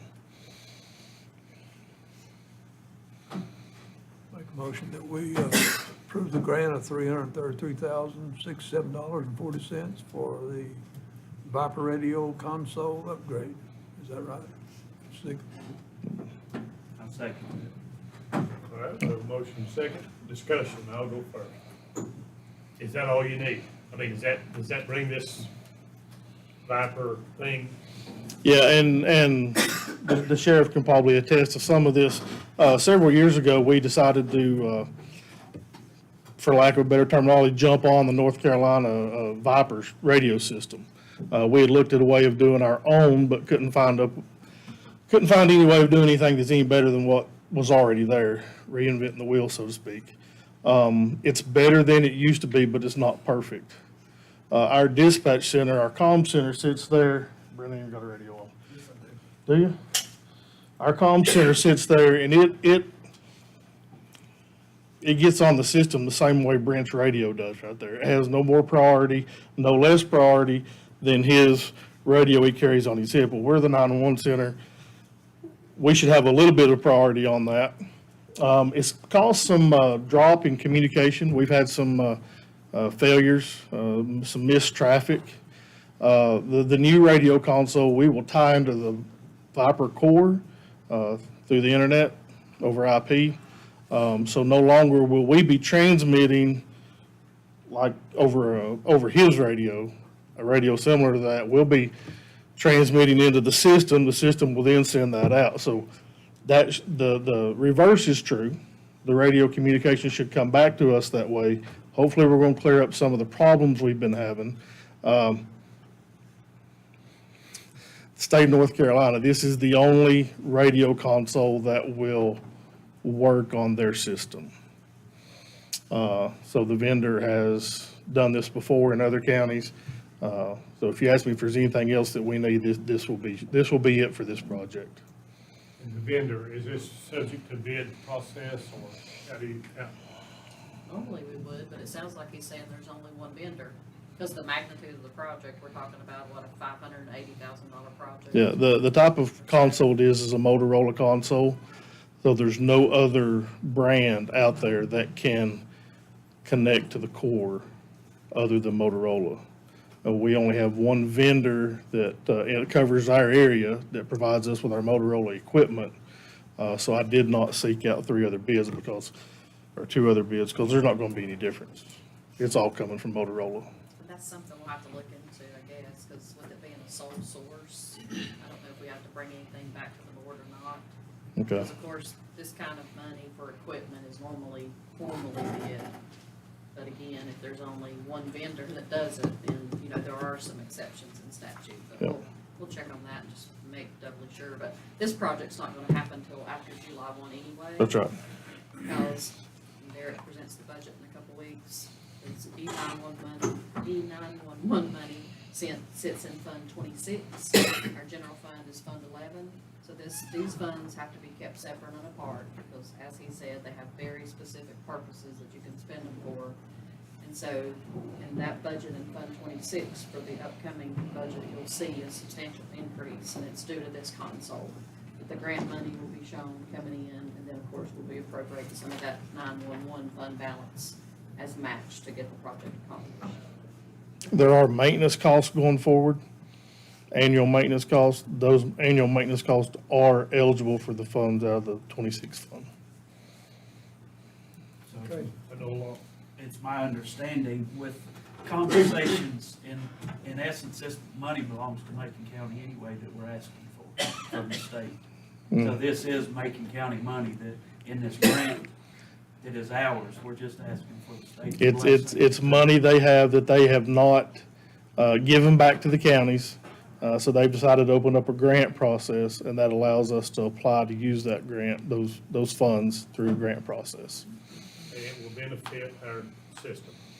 It'll benefit every emergency responder in Macon County. All right, what's the action of the board is needed tonight?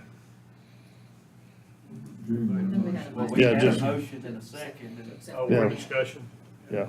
Time to go home, folks. Miss Notebook.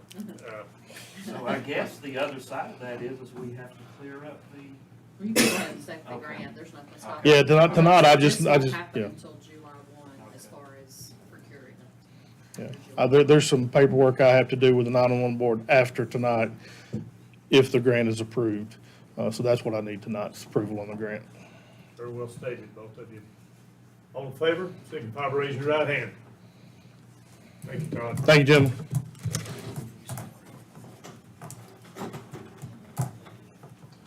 Does anybody, we've been here 2.5 hours, does anybody need to take a break?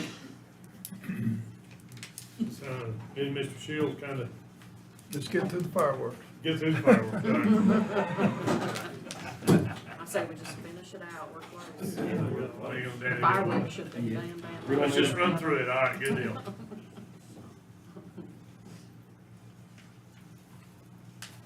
Mike Decker, consideration and approval of fireworks permit for Jaco Pyrotechnics, Inc. for an event at Skyline Lodge in Highlands on June the 9th, 2023. Mr. Decker. Yes, sir. This particular event is for a wedding reception on that evening. The application and the plans and all the documents have been reviewed by and are okay with the fire marshal and the fire inspector.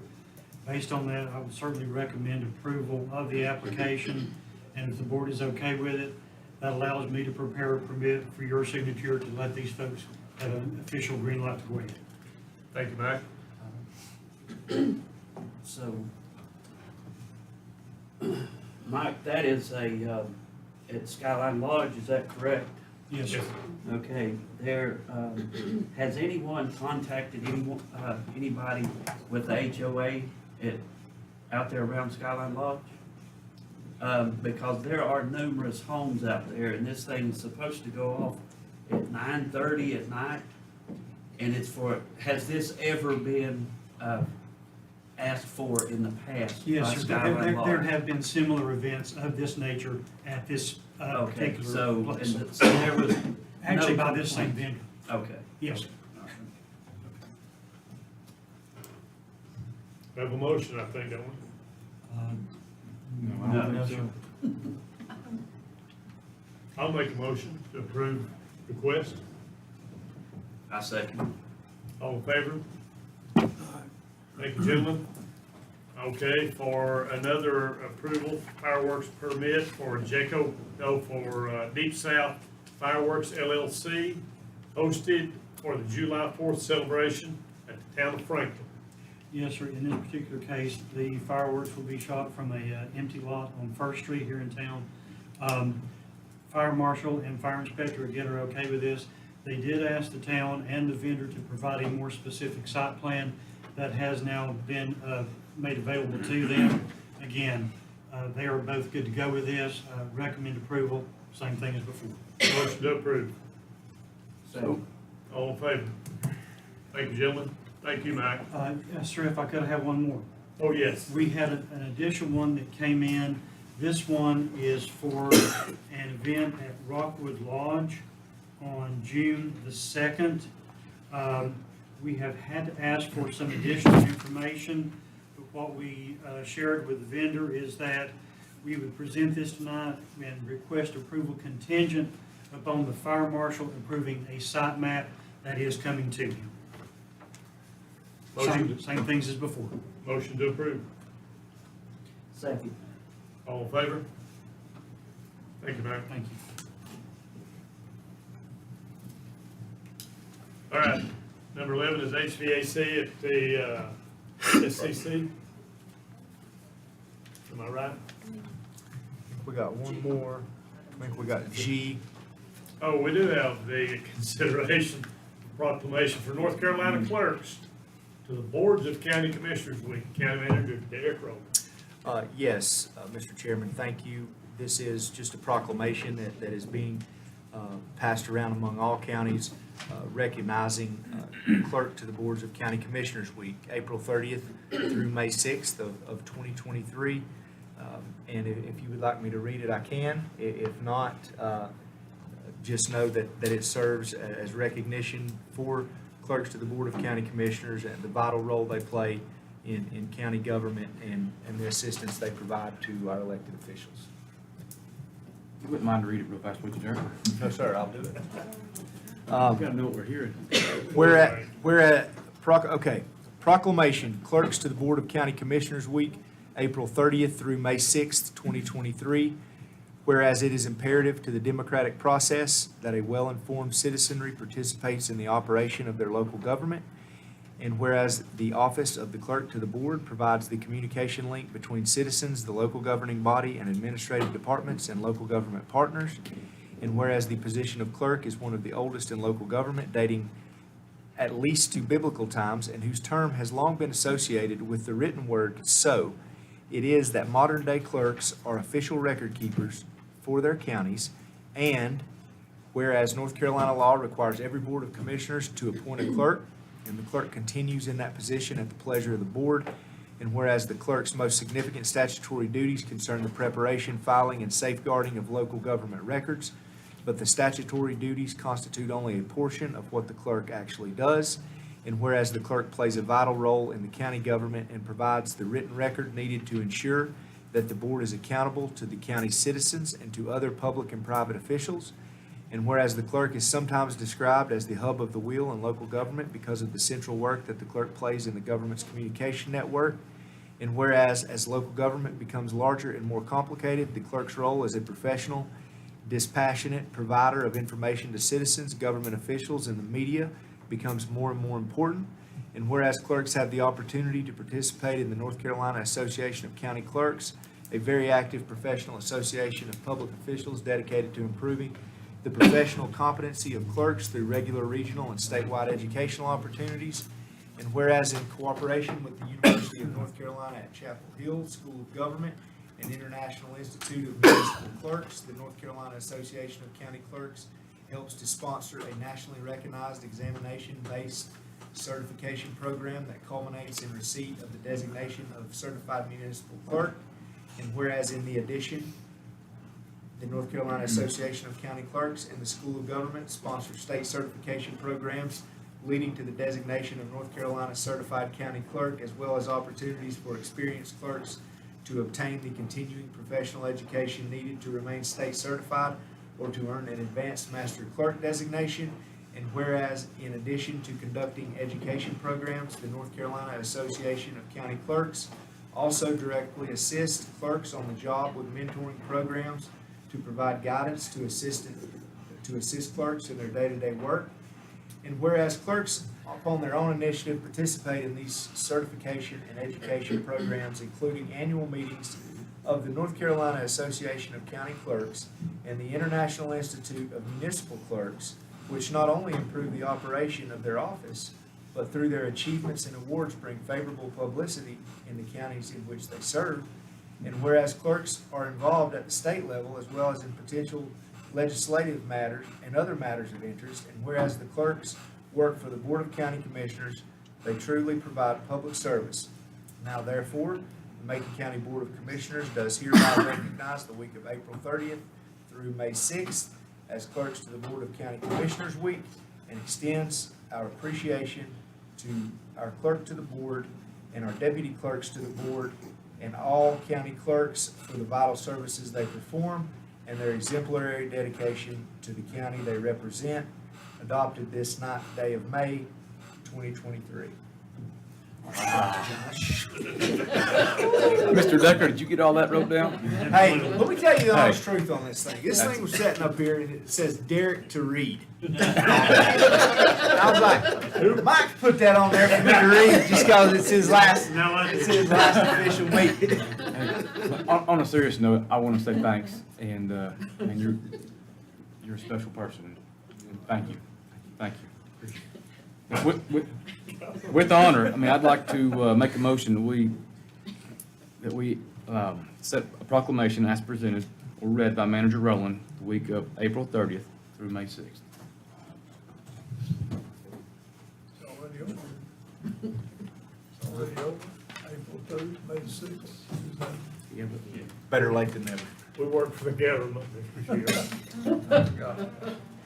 We have a motion on the floor. Second. A motion second, discussion. Thank you, Mike. And that was all related to Mike Decker. I mean, I've been privileged to sit on this board for over 10 years with Mr. Shields, and never once have I seen a need for clarification on procedure, policy, agenda that Mr. Decker could not answer just like that. And then to go in, and I did not realize, not being chairman, just a little bit of the work that he has to provide to keep everything legal and above board. This is the first thing I was handed tonight. You gotta sign all this stuff. I don't even know what a lot of this stuff is, as you can tell. But He keeps us straight, he keeps a record of it. It's phenomenal. It is absolutely phenomenal what Mike has done. And if you want to see him again, you'll be here June or May 23rd? 23rd is it, eh? June the 16th. June when? 16th will be the last meeting. June the 13th will be my last time. You'll be here June the 13th. Yes, sir. He's got a bunch of grandbabies, he's got some young people spitting them out like fire, and he's gonna retire and spend time with them babies. I've known Mike and his family for a lot of years, and I'm deeply grateful for the services you provided in Macon County. And your whole family, they're all servants. So thank you, Mike. Thank you. Mike is a friend. We don't want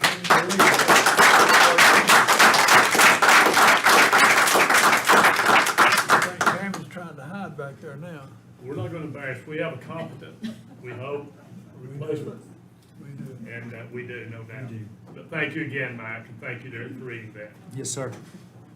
We get that passed and everything? Everybody vote on that? No, we haven't. No, that's a discussion. All in favor, signify by raising your hand. I wouldn't have gone away with Michael call. All right, Derek, HVAC. Thank you, Mr. Chairman.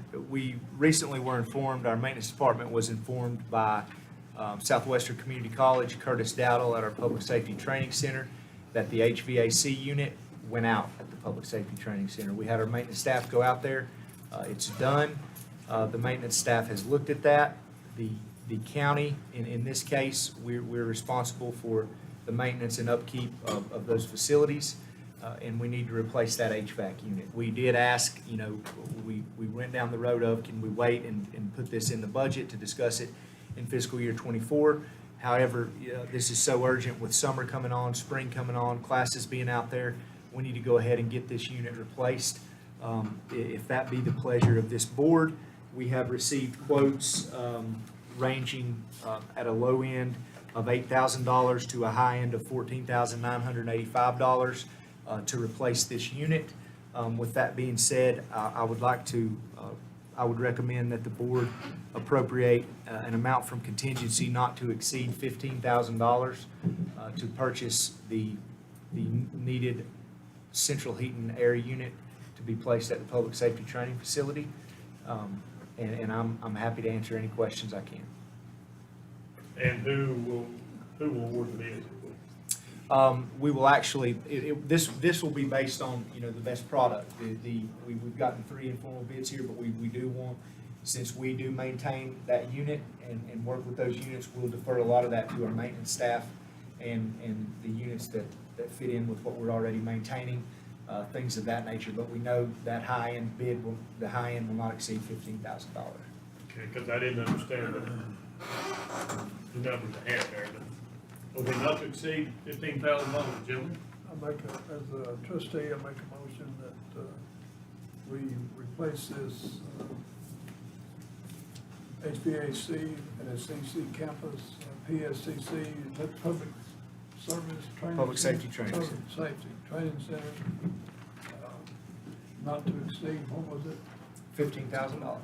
Not to exceed $15,000. And that's that'll be from the contingency fund. Contingency fund. I'll second that. Gentlemen, have a motion, second discussion. We have 80-something in districts contingency. 80,908 remaining, so we'll take the 15 from that. Discussion, gentlemen? We gotta do it now or later, doesn't matter. We gotta do it. No discussion, all in favor, signify by raising your right hand. Thank you, gentlemen. Mr. Rowland, prime time. Yes, Mr. Chairman, thank you. I'd like to bring the board up to speed on something that we've come across recently regarding the premium pay for Macon County employees. I know we have a couple new commissioners on the board, so just to give you a quick rundown, the premium pay policy became effective on October 10th of 2021, following unanimous approval by the Macon County Board of Commissioners to enact a premium pay policy. And in doing so, we appropriated the entirety of our $6.94 million that we received in state and local recovery funding, that's ARPA funding, to go towards supporting this premium pay policy.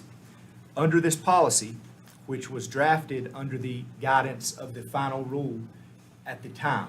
The Department of Treasury, what the final rule is basically the rule book that is issued by the United States Department of Treasury that tells you how you can use your ARPA funding that you received.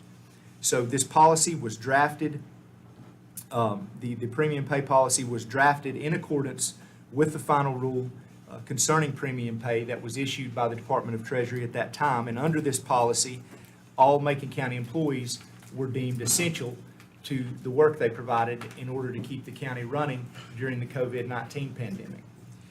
As such, all Macon County employees under the premium pay policy were entitled to $2 an hour in premium pay for each hour worked, not to exceed $14,000. Premium payments consisted of 7 6-month payments retroactively dating back to April 26th, 2021, and they were scheduled to end on October 20th, 2024. Now, as I've stated here, the primary purpose of the premium pay was to compensate employees for the essential work they performed during the COVID-19 pandemic with respect to being able to keep all of our offices, all of our services up and running during this time. The secondary benefit of premium pay, however, is it has been able to give us a leg up regarding this organization's ability to recruit and retain high-quality employees. When this funding became available, when the state and local, or when the recovery funding, the ARPA funding became available, many counties like Macon across the state, including surrounding counties, were using this COVID money for premium payments. The school system, I know we had surrounding counties that at the time this was initiated were using it to give lump sum sign-on bonuses of up to $14,000 for some people in the emergency services in nearby counties. Again, the school systems provided pay increases. The COVID money that went to private businesses, much of that went to salary and wages as well. So what this did was it really increased competition in what was an already tight labor market. You look back at the days of 2021 and 2022, even into now. I think last year, from March of 21 to 22, I think you saw a jump in the CPI of 8.9%. I'm pretty sure that's a record high. I'm pretty sure that was close to a record high, if not a record high. I know you had an additional from 22 to 23, 5% increase in the CPI. So all this combined together created a perfect storm, if you will, in the ability to recruit and retain employees. And that was essential to our ability. We have to have people that provide the services we provide to be able to keep our doors open and keep this county running. At one time leading up to this, I can remember a time when we were down 13 in the patrol unit alone. We had 13 vacancies in the patrol unit. We were discussing the possibility of having to drop an EMS shift or having to drop an ambulance off a shift because our inability to fill vacant position in EMS. We could not find transit drivers. We could not find public health employees to this day. We have trouble. I think we have 3 vacancies out of 5 in school nurses.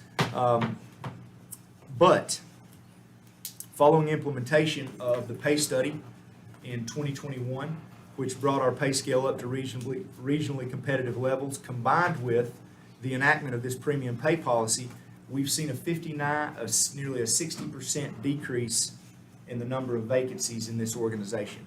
We're currently running at around a 5% vacancy rate. That's the lowest I've ever seen it in 10 years.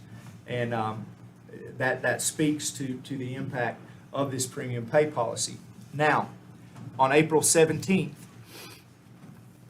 Macon County received notification from the North Carolina School of Government that the termination of the national emergency related to COVID-19, which went into effect on April 10th, would impact the premium pay category with respect to state and local fiscal recovery funds, the ARPA funding. So with that, the updated final rule, and remember, as I stated in the beginning, the premium pay policy was drafted under the final rule at the time that was issued by the Department of Treasury. When the pandemic was declared over the Department of Treasury revised that final rule. And in revising that final rule, the United States Department of Treasury told Macon County and every other county that was receiving or that was using their ARPA funding to provide premium payments that we could no longer make premium payments for work conducted after the end of the national emergency on April 10th of 2023. So again, we received in typical federal government fashion, I guess, we received notification on the 17th of April that it ended on the 10th of April. So with that being said, county employees were notified immediately on April 24th via email of the federal government's decision to end premium pay. In speaking with the UNC School of Government, Macon County, again, is not the only county in the state that is facing these circumstances right now. The School of Government remains ready to discuss to work with Macon County and other counties alike to pursue solutions as we move forward. I say all that to say that, as you can see, this has happened. This has just happened. It has happened fast, and the timing could not have been worse, as it is right in the throes of putting together the fiscal year 24 budget. We'll be speaking with the School of Government. I have spoken with some managers of our neighboring counties as well, who would like to sit in on a call with the School of Government in the coming weeks, as we discuss with the School of Government the ways what we can do with the remainder of the American Rescue Funds that they then came back and said we couldn't use them for the way we were already using them. So hopefully, as we have these discussions with the School of Government, I'll be able to come back and provide this board with updated information in the very near future. Because again, I hope to highlight not only the tremendous benefit that this provided to this organization during the COVID-19 pandemic, allowing us to continue to operate, but also to the tremendous benefit that it continues to provide this organization with in our ability to recruit and retain high-quality employees. Thank you, Mr. Manager. Gentlemen, item 12, consent agenda.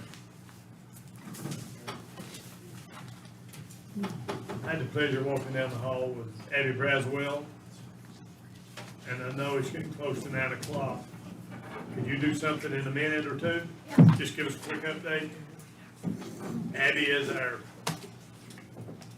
chief tax person. She's going to give us just a really quick update here. Good evening, Commissioners. Today was the last day for the appeals to be filed for the Board of Equalization and Review. Today alone, we had 34 come in online. They have a chance to mail them in, so anything that comes in the next couple of weeks as a postmark date of today, we will accept. We had a meeting today and heard 6. So up until now, we've only had 5 or 6 each time. It's not been a lot, but we will have more in the coming. So we've got 2 days that's scheduled right now. It's going to be June 16th and, no, June 6th and 12th, that we're going to hear cases, and then we're going to tentatively set another date.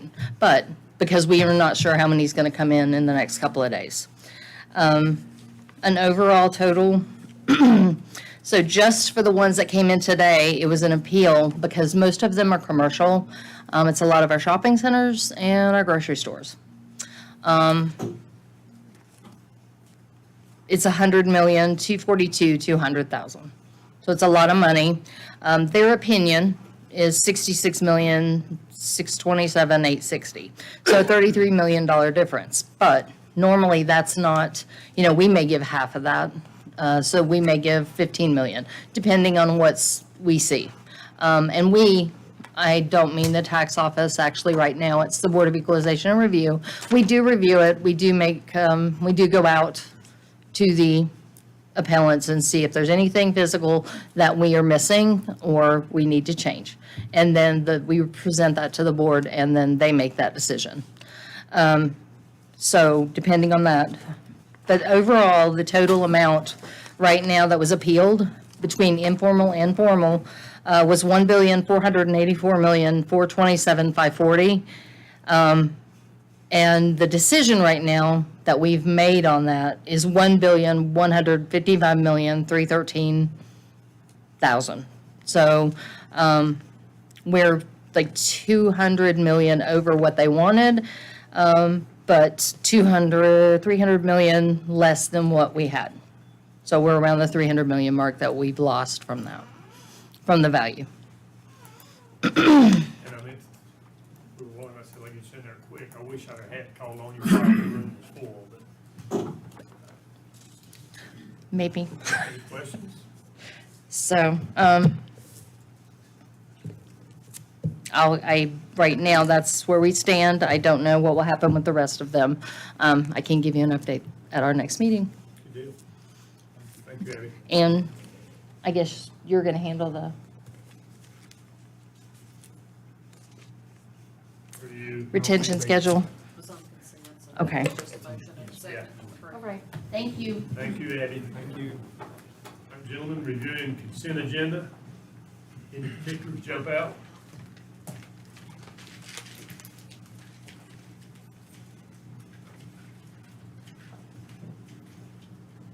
No, we will entertain a motion. Chairman, I make a motion, we approve the consent agenda as presented.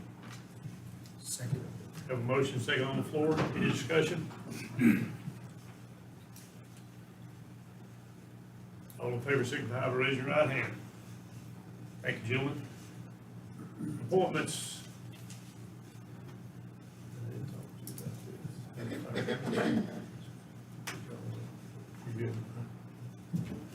We've had a vacancy on the fire commission, the liaison from this board for, since y'all were elected. And, talked with Warren Cave about this. The fire commission is work in progress.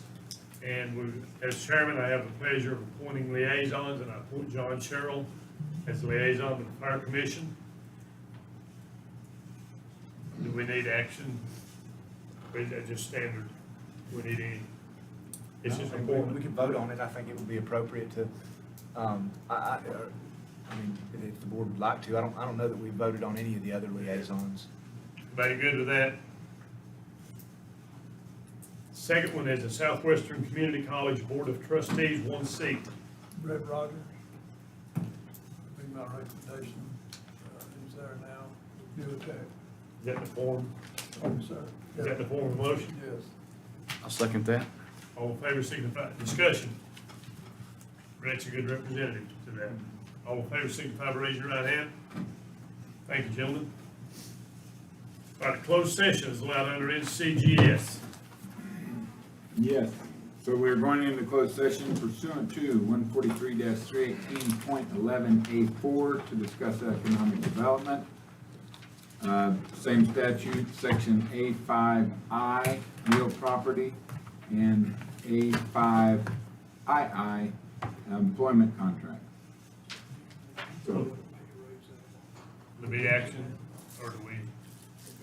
do not expect any action afterwards, but The EDC thing probably will be action. There will be, we will need to approve a budget amendment. However, the dealings of that budget amendment will remain confidential at this time. It will just be where we're transferring the money. So if you're interested, hang around. We'll be back about 12. No, we will be back out. I'm not trying to run anybody off, but we'll be back out. Thank y'all for being here. Mr. Chairman, we need a motion. Motion to go into closed session. Mike, if you forgot that after we read that, after I read that whole resolution, I've been ticked off. Motion by Commissioner Shields, second by Commissioner Young. All in favor? Aye. Unanimous?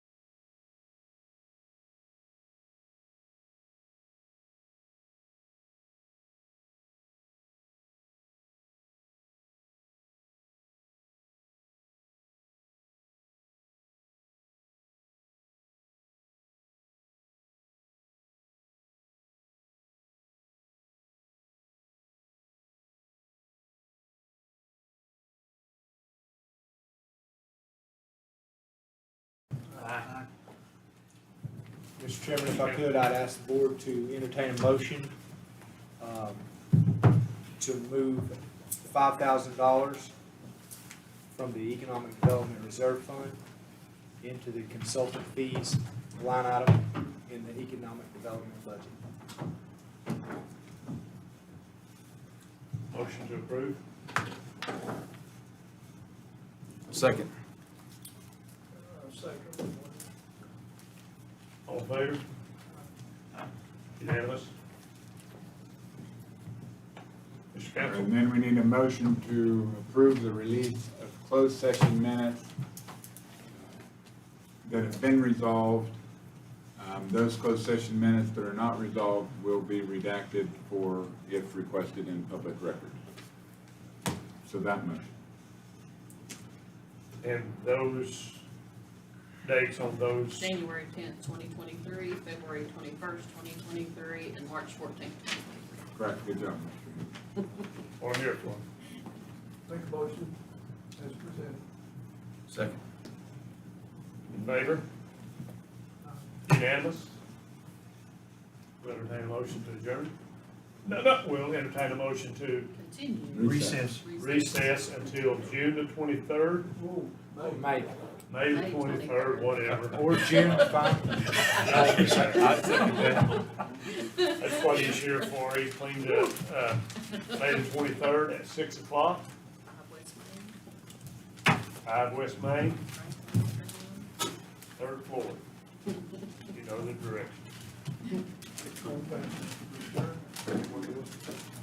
Need a motion?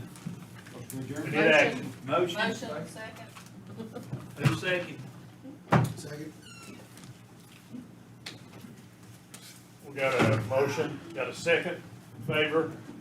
Aye. Mr. Shields? He went that way through the door. Y'all want me to read that clerk resolution one more time? Yeah. Alive. Thank y'all. Computer would not, you had to write that again.